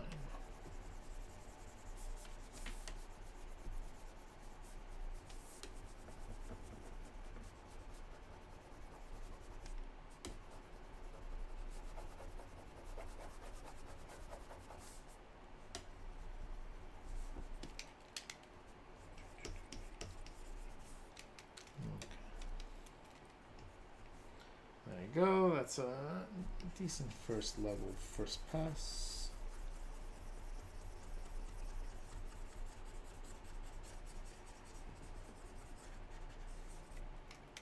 Okay, that's my line work.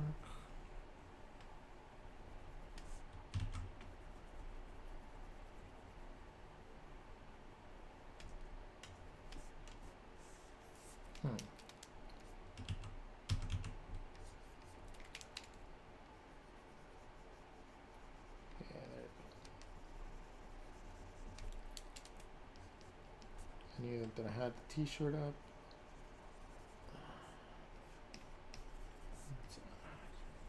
Heavier blacks just to fill in the space. Cool.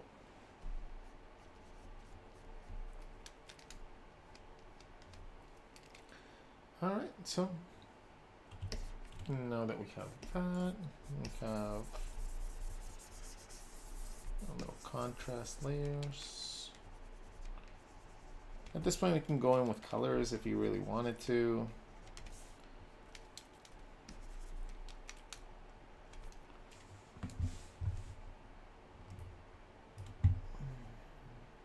I'm gonna take a slightly different approach. And yes, she has a gigantic booty in this place.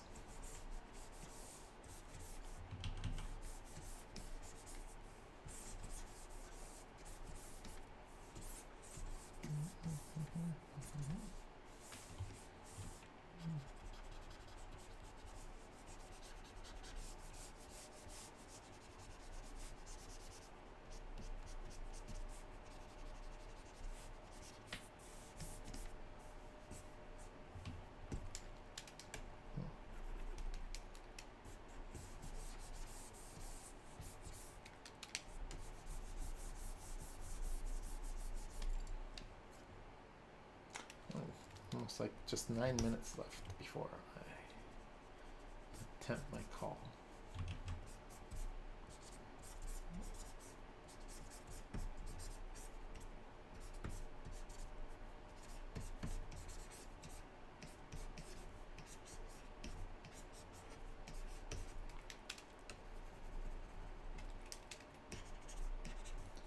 Zooks.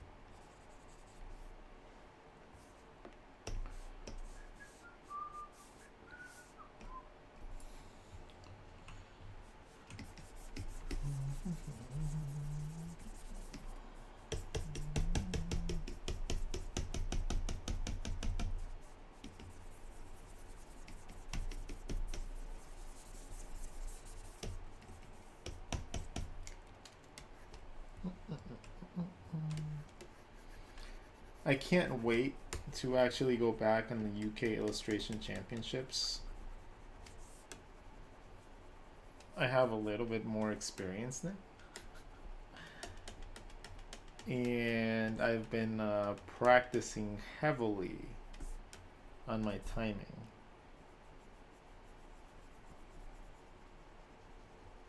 So in 1 hour, I can demolish people now.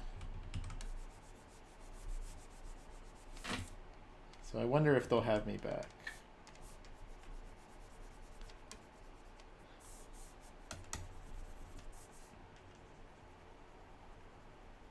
I'll be able to actually go compete since I'll be in the UK.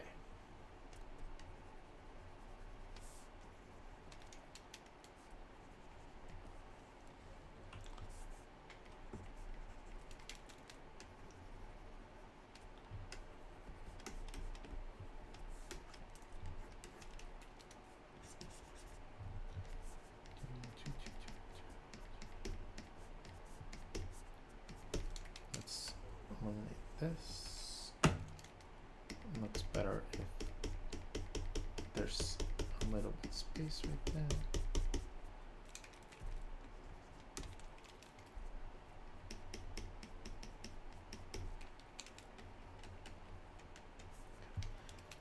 Cool. And then let's do some foliage into a tree.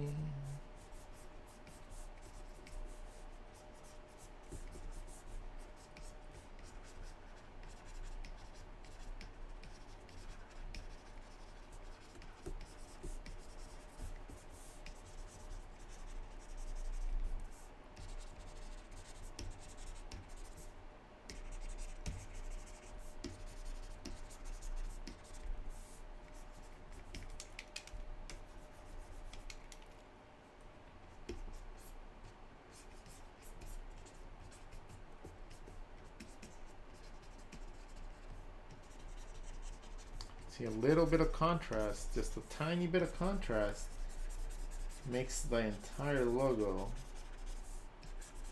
pop out. And before, you could barely even see it. And it just takes a little bit of contrast.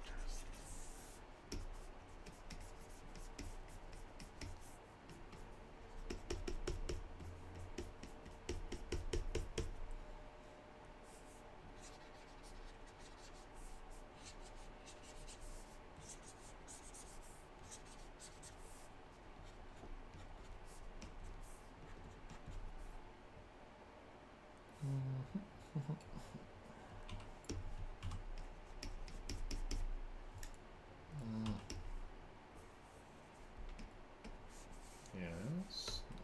Paint. Paint, monkey paint.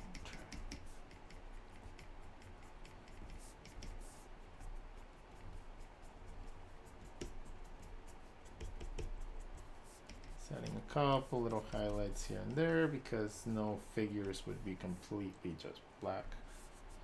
We'll add a couple little details like maybe Pokeballs to her stockings.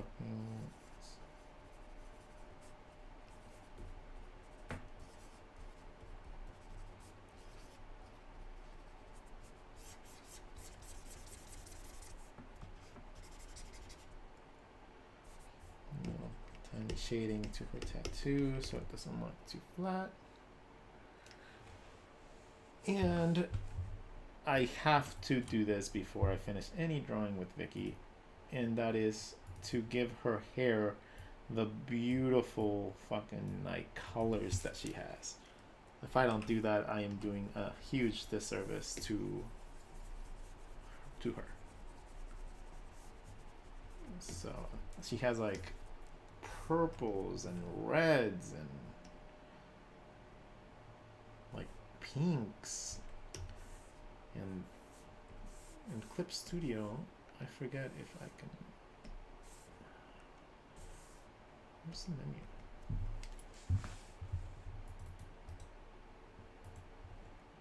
No, where is it? Huh. There it is. Oh, let's try the wet wash. Now let's do the flat color.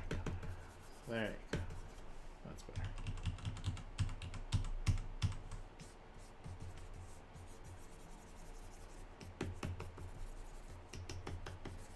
So I'm gonna add a couple different hues to her hair.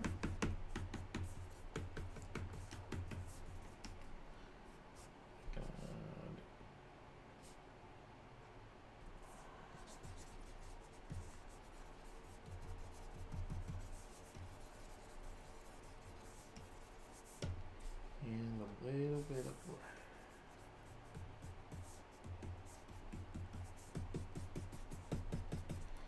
Okay, we're gonna blend all that together.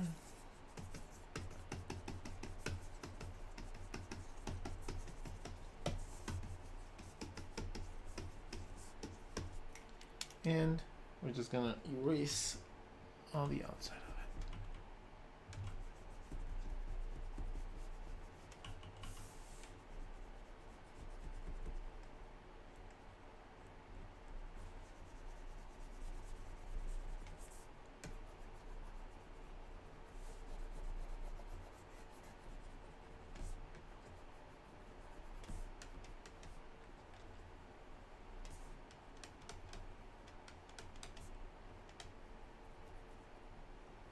Yeah, you can use masks and you can just color over the section that you already colored and stuff. There's something therapeutic about just going in and drawing highlights, shadows, and like filling in colors manually. Soon enough, AI is gonna just replace all that shit, so we're gonna find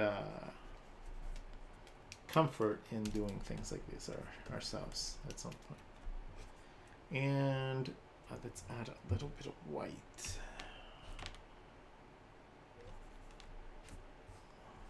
Just the paper not? Is the paper white? No, the paper's gray. Let's make it a little grayer. And let's. Okay, there.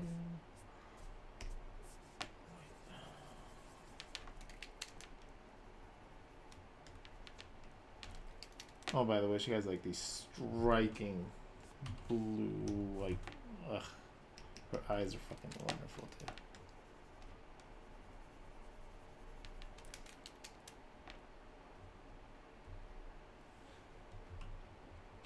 Yeah, I'm like, I really like this girl.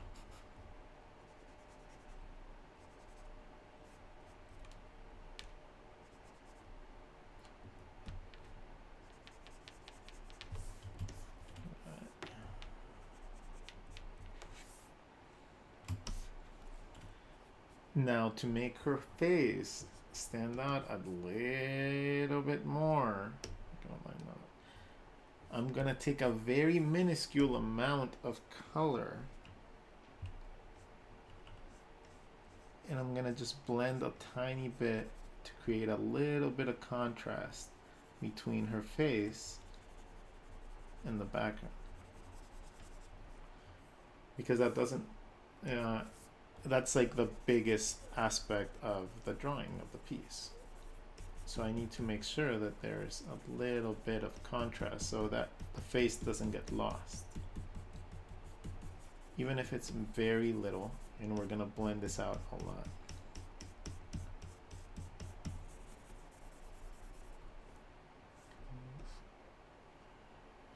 But just enough to create a minuscule amount of contrast.